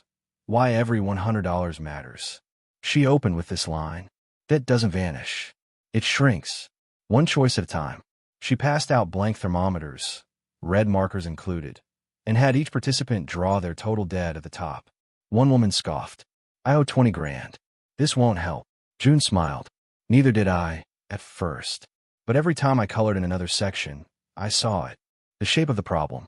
The direction it was moving. And that made me show up differently. Another woman asked, what do you do when it feels endless? You stop focusing on the end, June said. You focus on the next $100. And then the next. The room was quiet. Focused. Then someone raised a hand. What happens when you finally cross that line? When the number is smaller than your fear? June paused, then said, you breathe deeper. Not because the money changed, but because you did. That night, she cooked rice and greens from the food co-op. She played her favorite Nina Simone album. She lit a candle, not for scent, but for ritual. And she allowed herself a luxury. An entire evening with no productivity. No side hustle. No spreadsheet. No calculating. Just stillness. Because the number had shifted. And so had she. In her journal, she wrote, today I became someone who owes less than 4 figures. But more than that, I became someone who doesn't see debt as her identity anymore. She paused, then added, debt is not a character flaw. It's a math problem. And I'm getting good at math. The next morning, she went for a walk. She passed the pawn shop she used to visit when she was desperate. The one where she once sold her grandmother's bracelet to make rent. She looked through the window. It was still there. She walked in. The man behind the counter looked up. Back again. She nodded. Just browsing. He reached under the glass. Held up the bracelet. It's still here, he said. You want it? June held it. It felt heavier than she remembered. How much? $70. She looked at her wallet. She had $92 in her pleasure envelope. It would be tight, but felt right. Later that night, she held the bracelet in her hand at home. She hadn't bought it for sentiment. She bought it as a symbol, not of what she'd lost, but of what she'd taken back. And then she did something bold. She created a new page in her journal. Debt-free vision. Not because she was there yet, but because she believed now that she would be. She wrote, I will owe nothing. I will teach others how to break their chains. I will rest without guilt. I will give without fear. I will live without asking for permission. Then she underlined it. Twice. It had been almost 2 years since June Simmons walked out of that sanctuary. 2 years since the final Sunday, she sat on a hard wooden pew, pretending not to feel the eyes. 2 years since she nodded through sermons about obedience and submission while her marriage crumbled silently beside her. Back then, the church had felt like safety. Until it didn't. Because safety built on silence wasn't safety. It was surveillance. And June had already lived that once. She hadn't expected to hear from them again. Not the church. Not anyone from the old world. Not after the whispers. She just left. What about her vows? Are you sure she wasn't just overwhelmed? Darren had spun it well. That she had a breakdown. That she was unstable. That she needed space and would come back when the real world proved too hard. She never did. And they never reached out. Until one Tuesday afternoon, her phone rang. A name she hadn't seen in years. Sister Helen. She let it ring twice. 3 times. Then answered. Hello. There was a pause. June. It's Helen. From Restoration Chapel. I know. Another pause. Then, I've been following your work. The workshops. The community programs. Someone brought me one of your budgeting worksheets last week. June didn't say anything. Helen cleared her throat. I'm calling because, well, we're hosting a women's weekend. Financial wellness and empowerment. We'd love for you to speak. It was surreal. June blinked. You want me to speak at the church? Yes. Just a small group. 20 or so women. Many of them recently divorced. Single mothers. Some survivors. We think you'd be perfect. She didn't say yes right away. She didn't say no, either. Instead, she asked for time. After hanging up, she sat in silence. Her tea had gone cold. Her laptop hummed softly beside her, spreadsheet still open, frozen on a tab labeled October Goals. But suddenly, the numbers felt far away. She walked to the corkboard, stared at the phrase she had pinned months ago. Tell the truth, even when your voice shakes. And knew what she had to do. She returned that Sunday. Not to attend. Not to worship. Just to see. The building hadn't changed. Still red brick. Still slightly tilted cross above the doorway. Still that faint smell of coffee and floor wax in the foyer. She stepped inside slowly, her breath shallow. It was quiet. Between services. A few volunteers setting up chairs. She stood near the door, letting the space hit her. The memories came quick. Her sitting with Darren, hands folded in her lap. His arm draped possessively around her. The way the pastor once spoke of financial order in the home, and Darren's slight smirk when he looked her way. But now, she wasn't the same woman. She walked the aisles with a straight back. And when Helen spotted her and smiled, June smiled back. They met in the side office. I wasn't sure you'd come, Helen said gently. I wasn't sure either. Helen slid a folder across the desk. We've prepared a small honorarium, and we'll print your materials. Whatever you need. June opened the folder. Saw her name printed neatly on the flyer. Budgeting as Healing, with guest speaker June Simmons. Underneath, empowering women to take back control of their finances and their futures. Her throat tightened. Did you write this? She asked. Helen nodded. With your words from that podcast. The one you did last month. I listened twice. June swallowed hard. I wasn't sure anyone from here ever listened to me. Helen sighed. Some of us didn't know how to. Until now. The night of the event, June dressed with care. Nothing dramatic. Just clean black slacks. A pale blue blouse. Her grandmother's bracelet on her wrist. She kept her curls natural and soft, and wore flat shoes. Because she wasn't there to tower. She was there to stand. She arrived early. The fellowship room had been transformed. Folding chairs in a circle. Tea and cookies on the table. Soft music playing. Nothing like the formal church services. It felt welcoming. By 6:30, the seats were full. Women of all ages. All expressions. Some from the congregation. Some invited from shelters. Some she recognized from her own workshops. When she stepped forward, the room quieted. And June began. I used to think budgeting was punishment, she said. Heads nodded. I used to think money was something handed out or withheld by someone else. Something I needed permission to understand. And for years, I believed I just wasn't good with it. She paused, breathed. Then I learned that budgeting isn't just numbers. It's boundaries. It's belief. It's rebuilding your life with the pieces you still have. She talked about zero-based budgeting, the envelope system, how to track without shame. She shared her favorite mantra. A budget isn't about restriction. It's about direction. Then she told him the truth she hadn't planned to say out loud. My ex used money to keep me quiet. This, she gestured to the worksheets, the handouts, the group, is how I got my voice back. The room held its breath. And then, one by one, they clapped. Not loud, not dramatic, but with a reverence that made her knees tremble. During the Q&A, a woman raised her hand. How do you start if you don't even believe you deserve to have money? June smiled. You start by saying that out loud. And then you prove yourself wrong, $1 at a time. Another asked, "What if it's too late? I'm 58. I've got nothing saved." June stepped closer. "Then today is your first deposit. Not in a bank. In your mind. In your belief that you can still build something. And trust me, compound interest applies to more than just money. It applies to hope." Afterward, Helen pulled her aside. "I owe you an apology." June shook her head. "You don't." "I do. I believed Darren. I believed his version. And I didn't check on you." June's voice was quiet. "I didn't ask you to." "I know," Helen whispered. "That's the part that breaks me." They stood in silence. Then June reached out, touched Helen's arm. "Then break the pattern. Listen better next time. To someone else." Helen nodded, eyes wet. "I will." That night, June walked home under a sky blooming with stars. She held the small envelope they'd given her, $100. Enough for food, or savings, or the next stack of handouts. She hadn't decided. But what she knew was this.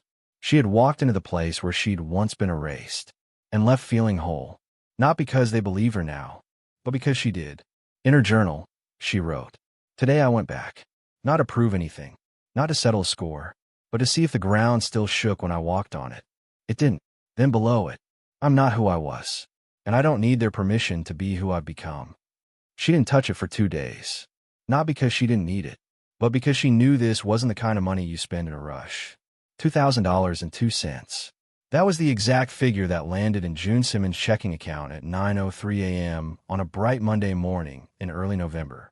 A direct deposit from 3 sources: her City Workshop grant extension, 2 new paid coaching clients, and the full payment from a weekend seminar she'd been invited to lead at a women's nonprofit. She stared at the number, double-checked it, and then did something she rarely did when money arrived. She closed the app, turned off her screen, and made herself breakfast. Real breakfast. 2 eggs, toast, orange slices, coffee from the fair trade beans she'd been saving. No rushing, no panic, just presence. Because $2,000 wasn't just digits. It was proof. Proof that she could build, that she could earn with integrity, that she could teach and coach and lead without compromising her values, her time, or her peace. It was money, but it was also a moment, and June intended to honor it. She created a new page in her notebook. What I did with my first $2,000.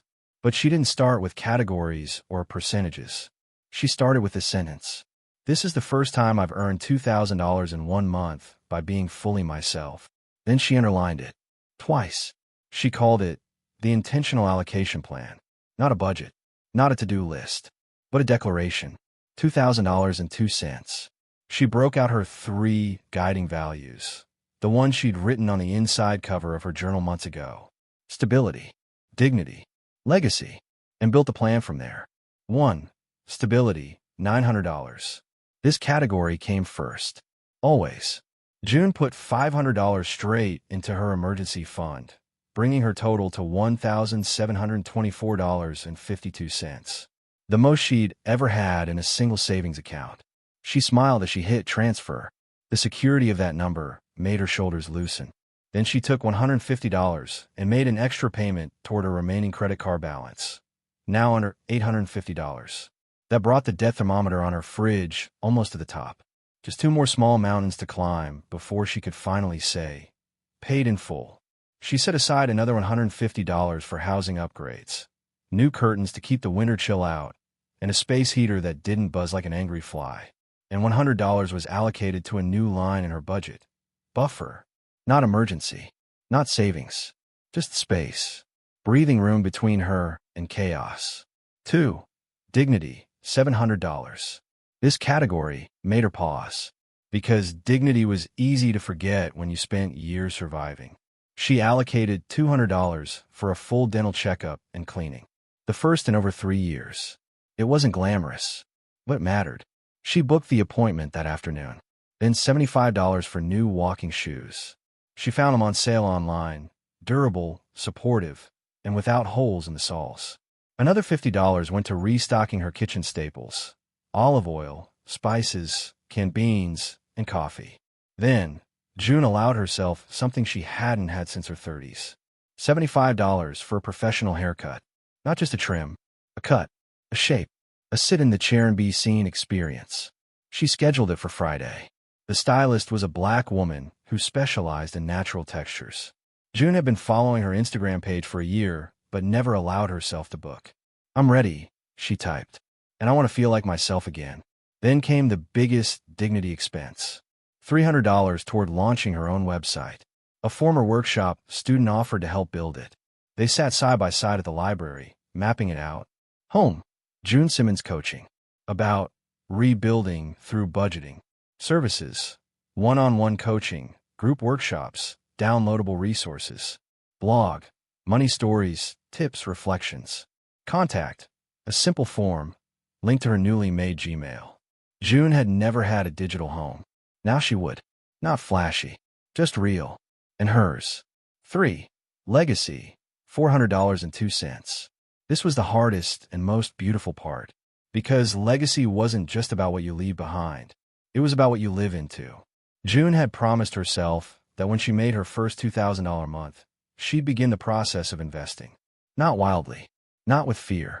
But with clarity. She took $200 and opened a Roth IRA with a reputable online platform. Slow, steady, conservative. She started with a basic ETF. Something simple. Something to grow slowly. She didn't understand everything yet. But she understood enough to start. And starting, she'd learned, was always the most powerful act. With $100, she funded a new education envelope. Not for her son. For her. She planned to take a short online course.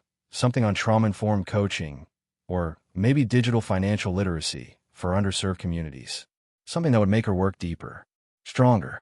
And the final $100.02, she donated it to the women's shelter that once gave her a cot, a cup of tea, and a clean towel on the night of the ceiling leak. She didn't announce it.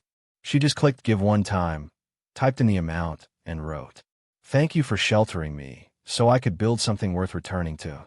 When it was all done, she sat back and read her notebook page aloud. What I did with my first $2,000. I bought peace. I bought warmth. I bought a future. I bought back a version of myself I thought I had lost. And at the bottom, I didn't survive this. I built this. That weekend, she taught a special edition workshop titled, "Spending with a Soul, How to Give Your Money Purpose." She didn't bring spreadsheets. She brought photos. Her fridge thermometer, nearly full. Her new walking shoes. A screenshot of her investment account, $200. A close-up of her new haircut, soft curls, sharp edges, eyes unafraid. Her kitchen table, clean and candlelit. At the end, she passed out blank cards. "Write down what your next $100 will build," she said. "Not just buy. Build." One woman wrote, "Freedom from payday loans." Another, "A bus pass so I can leave when I need to." Another still, "A day off. Because I'm tired." June nodded. That's the work. That night, she sat with her tea and opened her website on her phone. It was live, simple, but radiant. Her name, her story, her services. No one could erase her now. No one could silence what she had built. She took a screenshot, printed the next day at the library, pinned it to her corkboard beside the old $999 debt photo. Proof of transformation. Proof that purpose beats panic. Proof that $2,000 could move mountains. When you spend it with a soul. It started with a sound. Footsteps. Above her. Not loud, just out of rhythm. Heavy heel, then drag. A shuffle. June Simmons looked up from her journal. The apartment above hers had been empty for nearly 3 months. Ever since the old tenant, Mr. Rivera, had moved to assisted living. She remembered helping him down the stairs with a suitcase and a plant he refused to leave behind. He gave her his tea kettle. That was the last time she heard life from the ceiling. Until now. She heard the shuffle again the next morning, followed by cough, and something else, barely audible, like someone moving furniture alone. Not unusual, except it continued every night, well past midnight. Then came the voice, muffled but sharp. "Please, just go to sleep, please." It was soft but tense, like someone begging a toddler to rest. But there were no children's footsteps. Only one voice. One pair of feet. June didn't want to pry. She had lived on the edge of privacy for too long to go knocking without reason. But she listened, because that's what you do when you've spent a life being unheard. The next time she passed the mailbox area, she glanced at the names. Apartment 4B. No nameplate. Just tape over the old one. but there was a stack of unopened envelopes. Some pink, some from utilities. One stamped final notice. June didn't want to assume, but she recognized the silence of someone barely holding on. That night, she baked banana bread from leftover pantry items, overripe bananas, flour, oil, brown sugar. She wrapped half in foil. Then she stood at the foot of the stairs for almost 5 full minutes before walking up. She knocked. No answer. Then, slowly, the door cracked open. A young woman peeked out. Maybe 23. Thin, eyes dark with exhaustion. A sweatshirt pulled over her knees. One sock. She looked surprised. Suspicious. June smiled gently. I live below you. Just thought you could use something warm. She held up the foil-wrapped bread. The girl blinked, then opened the door a little wider. Oh, she whispered. Thanks. Her voice cracked. June handed it to her. I'm June. Taylor. You just move in. Taylor nodded. A few weeks ago. Got the keys on Craigslist. No lease. The landlord, well, it was all I could afford. June nodded. She remembered. Over the next week, they spoke more. Taylor started coming downstairs for tea. She never asked for anything. Just sat in silence some days, watching the steam rise. She was between jobs. Former retail. No savings. Evicted from her last place when she lost her second shift. Her phone bill was overdue. Her heat worked half the time. June didn't press. She just listened, because someone had once done that for her. Then, one rainy Thursday afternoon, Taylor broke. I can't do it, she whispered. I tried budgeting. I looked it up online, but it just made me feel stupid. And then I bought a candle. Like an actual candle. And now I don't have enough for the electric bill, and she stopped, covering her mouth. June handed her a tissue. You're not stupid, she said. You don't understand. Oh, but I do. June stood, walked to the cabinet. She pulled out a blank worksheet, then placed it between them. Let's start with what you do know. They spent 2 hours at the kitchen table. Taylor's hands trembled as she wrote. Income, $0 for now. Expenses, rent, $600 cash, under the table. Groceries, inconsistent. Transport, bus passes when she could afford it. It was a mess. But so was June's once.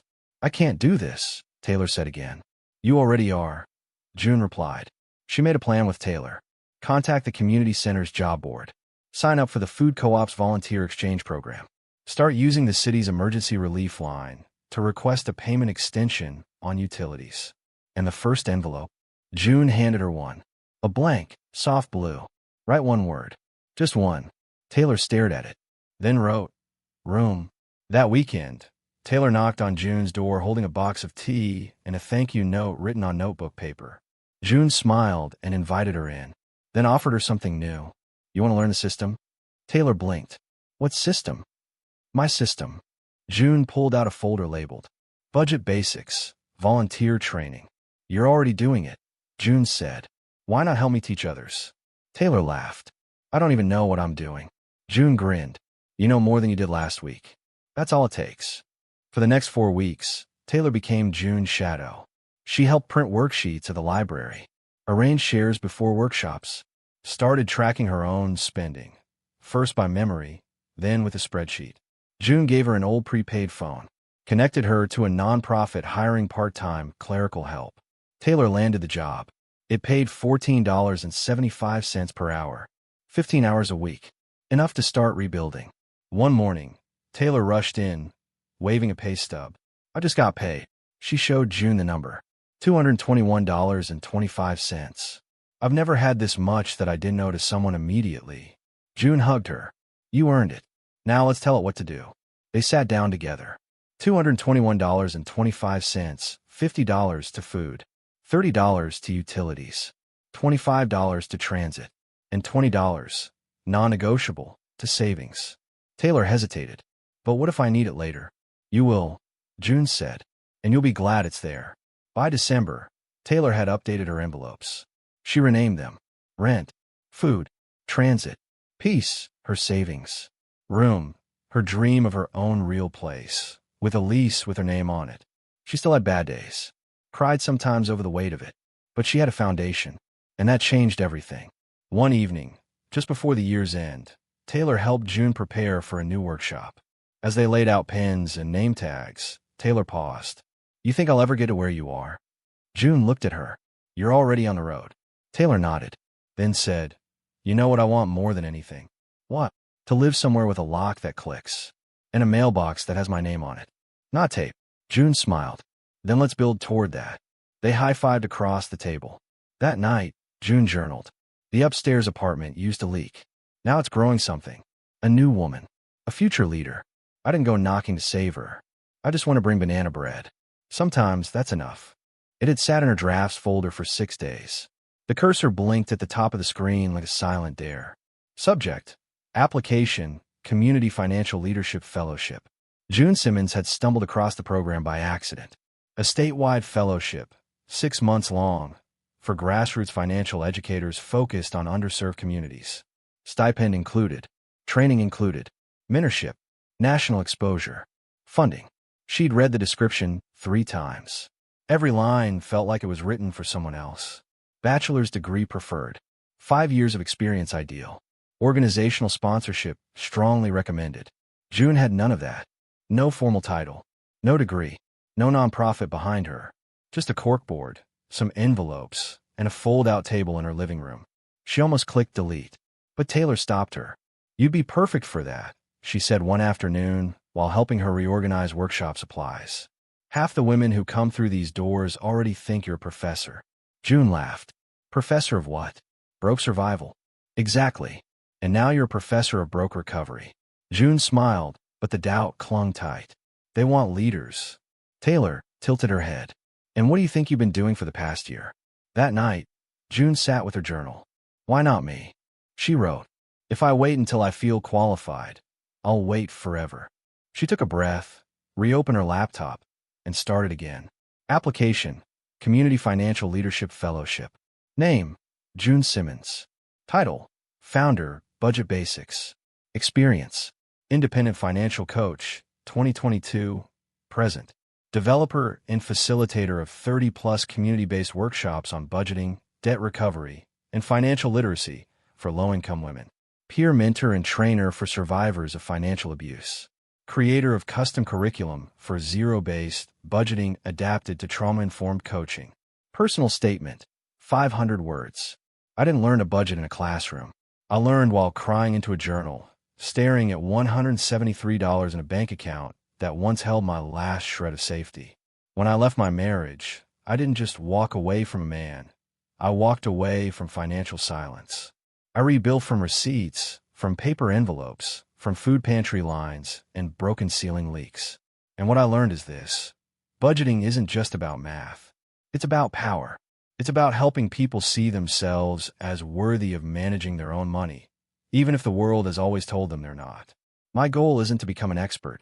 It's to remain a guide, to keep showing people that money doesn't have to be a weapon or a mystery. It can be a mirror, a map, a way home. I don't have credentials. I have a corkboard full of names and stories. Women who once believed they were hopeless. Women who now track their own spending and teach their daughters to do the same. That's the work. That's the fellowship I've already been living. She clicked save, but not submit. For 2 more days, she left the tab open. Every time she passed her desk, she glanced at it. Every time she made tea, she asked herself, who do I think I am? But the better question had started forming. Who am I becoming? On the 3rd morning, before she could talk herself out of it again, she sat down, whispered breathe, and hit submit. Then she closed the laptop and went for a walk. No expectations. No fantasy. Just pride. Weeks passed. Winter rolled in. She taught her last workshop of the year, inside a library meeting room strung with paper snowflakes and soft yellow lights. 15 women attended. Farah brought cookies. Taylor ran the sign-in sheet. The theme? New year, new numbers. They didn't make resolutions. They made systems. And at the end, June handed everyone an envelope with their name written in gold ink. Inside, a small card that read, You're not behind. You're just getting started. They cried, hugged, promised to come back. June walked home that night with a full heart and frozen fingertips. No word about the fellowship. She told herself she was okay either way. On January 6th, the email arrived. Subject: Congratulations, you've been selected. She blinked, read it again, and again, then covered her mouth. They chose her. They chose her. June Simmons. The woman who once hid $5 bills in a tampon box because she didn't know where else to feel safe. The woman who had once whispered her financial fears into a locked journal. She had been chosen. She screamed, laughed, then sobbed so hard she had to sit on the floor. Taylor heard and came running. June held up the screen. Taylor gasped, then tackled her in a hug. "You did it," June whispered. "I almost didn't apply." Taylor grinned, tears running down her face too. "Well, good thing you did." Later that night, June sat at her kitchen table. She didn't open her budgeting spreadsheet. She just sat, in silence, with the weight of something new settling into her chest. Not panic, not fear, but recognition. She wrote in her journal, "Today, someone outside of this little world looked at what I've built and said, yes, that matters. But more importantly, I believe that now. I believe it enough to apply. I believed it enough to hit send." Then, as the candle flickered beside her, she wrote the most radical sentence she'd ever allowed herself to believe. "I belong in the rooms I used to dream about." The voicemail came mid-morning. June Simmons had just finished her second cup of coffee, the kind she let herself brew on slow days. The workshop she planned for that afternoon, budgeting with kids, was printed and packed neatly into her canvas tote. She was ready, ahead of schedule, in a rare moment of stillness. Then her phone buzzed. "Hi, this is Melissa Grant from Northview High School. I was given your name by Gloria Mendel. She said you might be the person to talk to. We're building out a pilot financial literacy unit for juniors and seniors, and we'd love to invite you in as a guest speaker. If this is something you consider, give me a call." "Thanks." June stood still in her kitchen. "The high school. Her." She played the message again, just to make sure she hadn't imagined it. Then she sat down, heart pounding, and slowly picked up her pen. Her first instinct was to say no. She wasn't a teacher. She didn't have credentials. She hadn't set foot in a high school classroom in over 2 decades, not since Marcus graduated. And what did she know about talking to teenagers? But something else stirred in her. Something quieter, braver, a memory. She was 16 again, sitting in a classroom that smelled like dry erase markers and damp coats. A teacher passing out a worksheet titled, "Balancing a Checkbook." Numbers with no meaning. A lesson with no teeth. No one asked the students if their parents had bank accounts, if they paid bills in cash, if eviction notices had ever replaced report cards in the mail. No one asked if budgeting felt like hope or like punishment. That worksheet didn't save her, but maybe her story could help save someone else's. She called Melissa back the next morning.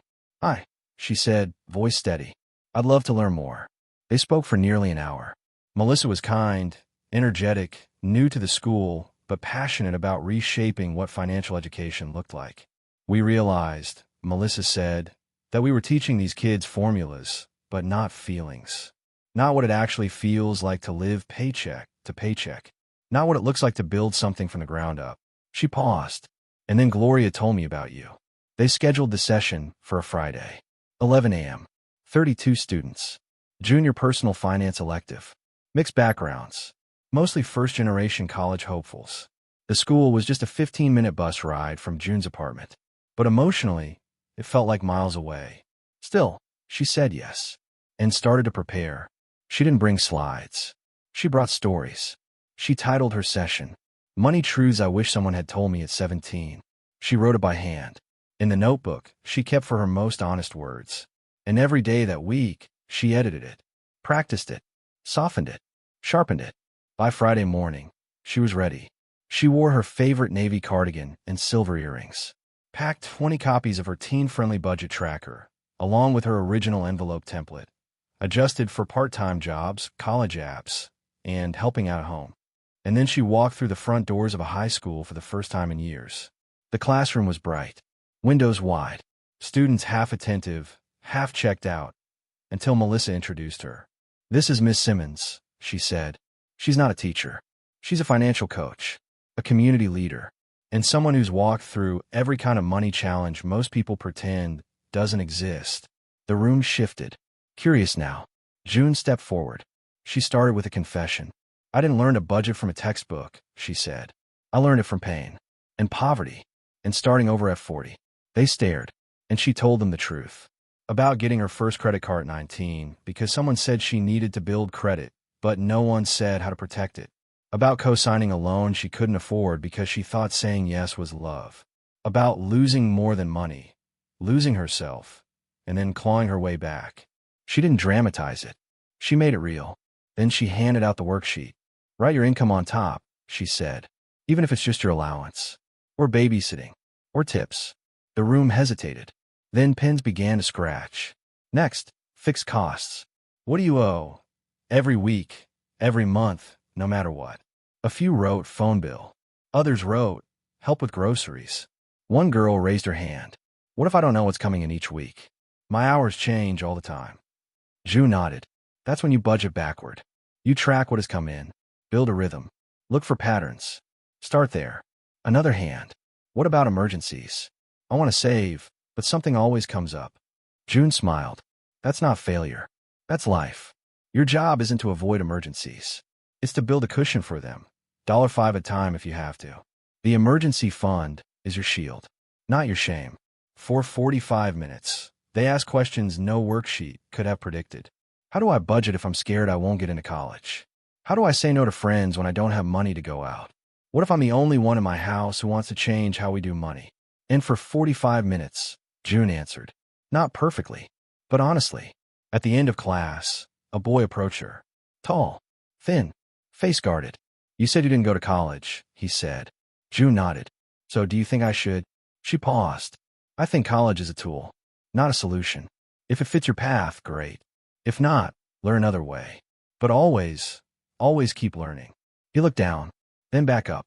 I've never heard anyone say that before. June smiled. You just did. Melissa walked her to the office after class. They listened, she said, surprised. They recognized themselves. June replied. They usually don't ask questions.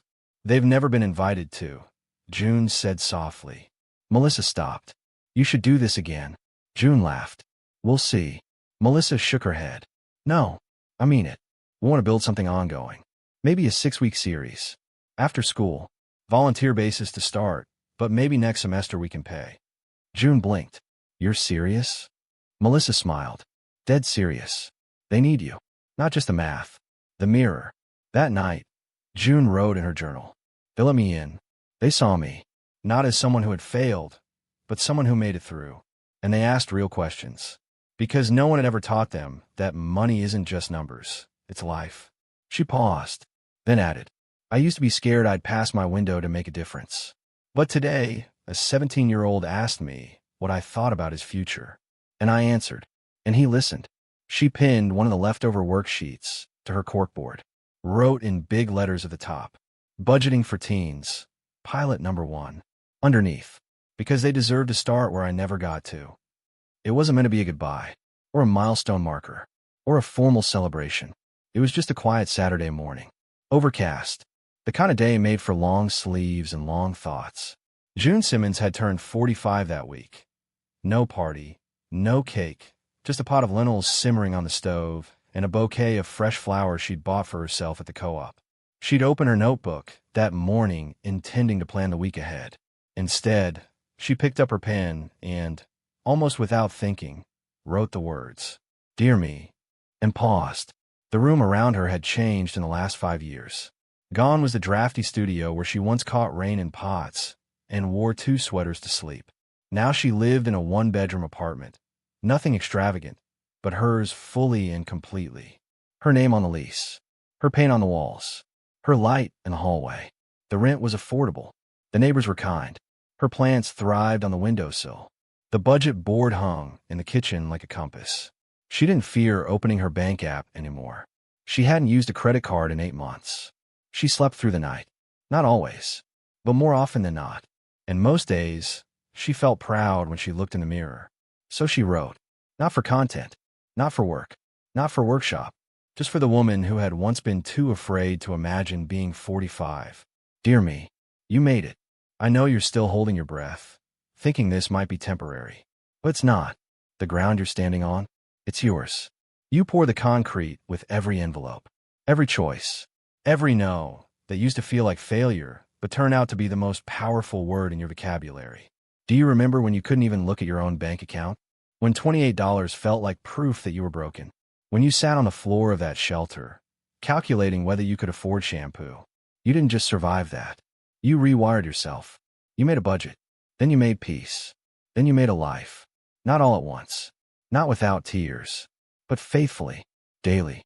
Honestly. And look at what's come of it. You've coached women who never thought they'd get out of debt. You've taught teens who now know what an emergency fund is before they know what a student loan is. You've been paid in money and in meaning. Not just for your labor, but for your story. You used to think financial freedom was for other people. People with six-figure jobs, or fancy degrees, or married safety nets. But freedom, real freedom, is a mindset. It's the ability to say, no, I don't want that. Yes, I'm allowed to rest. Actually, I can wait until I know what I want. It's owning your time, your dignity, your calendar. You've reached a kind of peace you never thought was possible. Not because you're rich. You're not. But because you know what your money is doing every day. And that means your life is aligned with your values. That's the wealth no one can repossess. You love differently now, too. You love without needing someone to save you. You don't rescue. You don't get rescued. You build bridges. And if someone wants to walk across to meet you, they do it on solid footing, not your back. You've forgiven yourself for the years you didn't know, for the days you begged, for the moments you disappeared inside someone else's story. You've forgiven, but you haven't forgotten, because those memories are the bricks in your foundation. You carry them not as shame, but as blueprints. There will still be hard months. You know that. You will lose things again. Time, people, maybe even a little ground. But you know how to build now. From scratch. From soil. From soul. And that knowledge? That's the power. You are not a cautionary tale. You are a manual. Love. June at 45. She set the pen down. Tears didn't fall right away. Not because she wasn't moved, but because something inside her had finally settled. Like a wind that had been blowing for years, slowly learning to rest. She folded the letter, slid it into an envelope, and placed it in the front pocket of her financial journal. On the outside, she wrote in soft ink, "To be reread, every time I forget." Later that week, she read the letter aloud in her final winter workshop. The theme, financial identity. Who are you becoming? The women in the room sat still, wrapped in scarves and coats, some sipping tea, some already crying halfway through. She didn't perform it. She shared it. When she finished, one woman whispered, "That's what I needed to hear this year." Another said, "I've never thought about writing to myself. I've only ever written against myself." June replied, "That's how most of us start. But healing begins when you switch audiences." Each woman went home that night with a worksheet that had no numbers. Just this prompt at the top. Write a letter to the version of yourself who thinks she can't. No math. Just grace. Back home, June brewed her tea, sat by her window, and reopened her own letter. She read it again, this time aloud, to the walls, to the night, and to the woman who once cried on a bathroom floor, whispering, "I don't know how to fix this." You did. Financial freedom, she learned, was not a number. It wasn't $100,000 in the bank. It wasn't a paid-off car or a mortgage-free home. It wasn't a retirement age or a portfolio balance. It was a feeling. The feeling of walking into a grocery store and not calculating every item in her head before reaching the checkout. The feeling of getting a bill and knowing she could pay it and still sleep that night. The feeling of saying no to a client who didn't value her time. Of saying yes to an afternoon nap. Of not jumping when the phone rang. June Simmons used to think freedom was somewhere far off. Somewhere she'd arrive at after years of grinding, of saving, of denying. But she found it in moments. Tiny ones. Stacked like bricks. Like the afternoon she stopped calling budgeting tight and started calling it aligned. Like the morning she turned down a speaking gig that didn't align with her values, even though it paid well. Like the day she took the bus to the park and spent 3 hours journaling on a bench, watching mothers laugh with their toddlers, and realizing that time was her most sacred currency. She no longer feared her finances. But more importantly, she no longer feared herself, because now she trusted her instincts. She trusted her boundaries. She trusted her ability to rebuild. She kept coaching, not full-time, but steadily. Her workshops became monthly fixtures at 3 different locations: the library, the Women's Resource Center, and the high school. She no longer introduced herself as just a coach. She said, "I help women learn to trust themselves with money," because that's what it really was. Not math, memory, undoing the fear that had been folded into every dollar. rewriting the stories that began with "I'm bad at money" and ended with "I'm not worthy of wealth." Her bank account was never massive, but it was stable. She kept an emergency fund of $3,000. She kept her expenses under control. She treated herself regularly and without guilt. She still used envelopes, still lit a candle when reviewing her budget, still tracked every money win on sticky notes on her corkboard. She never became rich, but she became sovereign. And in the world she came from, that was a kind of miracle. Her final workshop of the year was standing room only. 29 women, ages 18 to 64. The topic? Defining your version of financial freedom. She passed out blank cards. On one side, what I used to think financial freedom meant. On the other, what it means to me now. The answers were quiet, beautiful, true. Used to think, never working again. Now, working on my terms. Used to think, being able to buy anything. Now, being able to say no without panic. Used to think, making six figures. Now, knowing I can leave if I need to. June waited until everyone was finished, then stood and shared her own. She held the card in both hands, voice steady. I used to think financial freedom meant finally escaping my past. Now I know it means making peace with who I've become and choosing how I want to live every day. The room was still. Then applause. Not the polite kind, the full-bodied kind. Because every woman in that room had been in a storm, and they all recognized a lighthouse when they saw one. June walked home that night under a winter sky lit with stars. The air was sharp but kind. She passed the corner where she once cried over overdraft fees, the bus stop where she once panicked about rent, the church steps where she once left a workshop flyer, unsure if anyone would come. She passed each one like an old landmark, not with grief, with reverence. At home, she brewed tea, lit her favorite lavender candle, sat at the same table where she once calculated survival down to the penny, and opened her journal. Final entry, Year 5. I didn't escape my old life. I reauthored it. I didn't get rich. I got rooted. I didn't win the lottery. I learned to plant. She paused, then wrote, Financial freedom is the ability to choose peace over panic, to act instead of react, to define enough and believe I already have it. She thought of all the women who came through her sessions. Vanessa, who finally opened her first savings account at 52. Clarice, who stopped hiding her spending from her partner. Taylor, now leading her own budget group at the shelter. Her son, who once watched her cry over envelopes and now called her his favorite entrepreneur. She smiled, then turned the page. She drew a big dollar sign in the center. Around it, she wrote, safety, dignity, choice, boundaries, joy, rest, power, legacy, then circled it all and wrote, This is wealth. Later that night, as snow began to fall softly outside her window, June closed her journal. No music, no TV, no distractions, just the gentle silence of a woman who no longer had to prove anything. Not to herself, not to the world, not even to her past. She whispered a thank you to her younger self, to the woman who once didn't know if she'd survive the month, who asked the same hard questions again and again. Will I make it? Am I enough? Can I ever be free? The answer had arrived, not as a sudden thunderclap, but as a steady rhythm, step by step, dollar by dollar. And finally, yes. If June's story moved you, don't just watch act. Start your own freedom journey, one envelope at a time. Subscribe for more real stories, real strategies, dollar by dollar.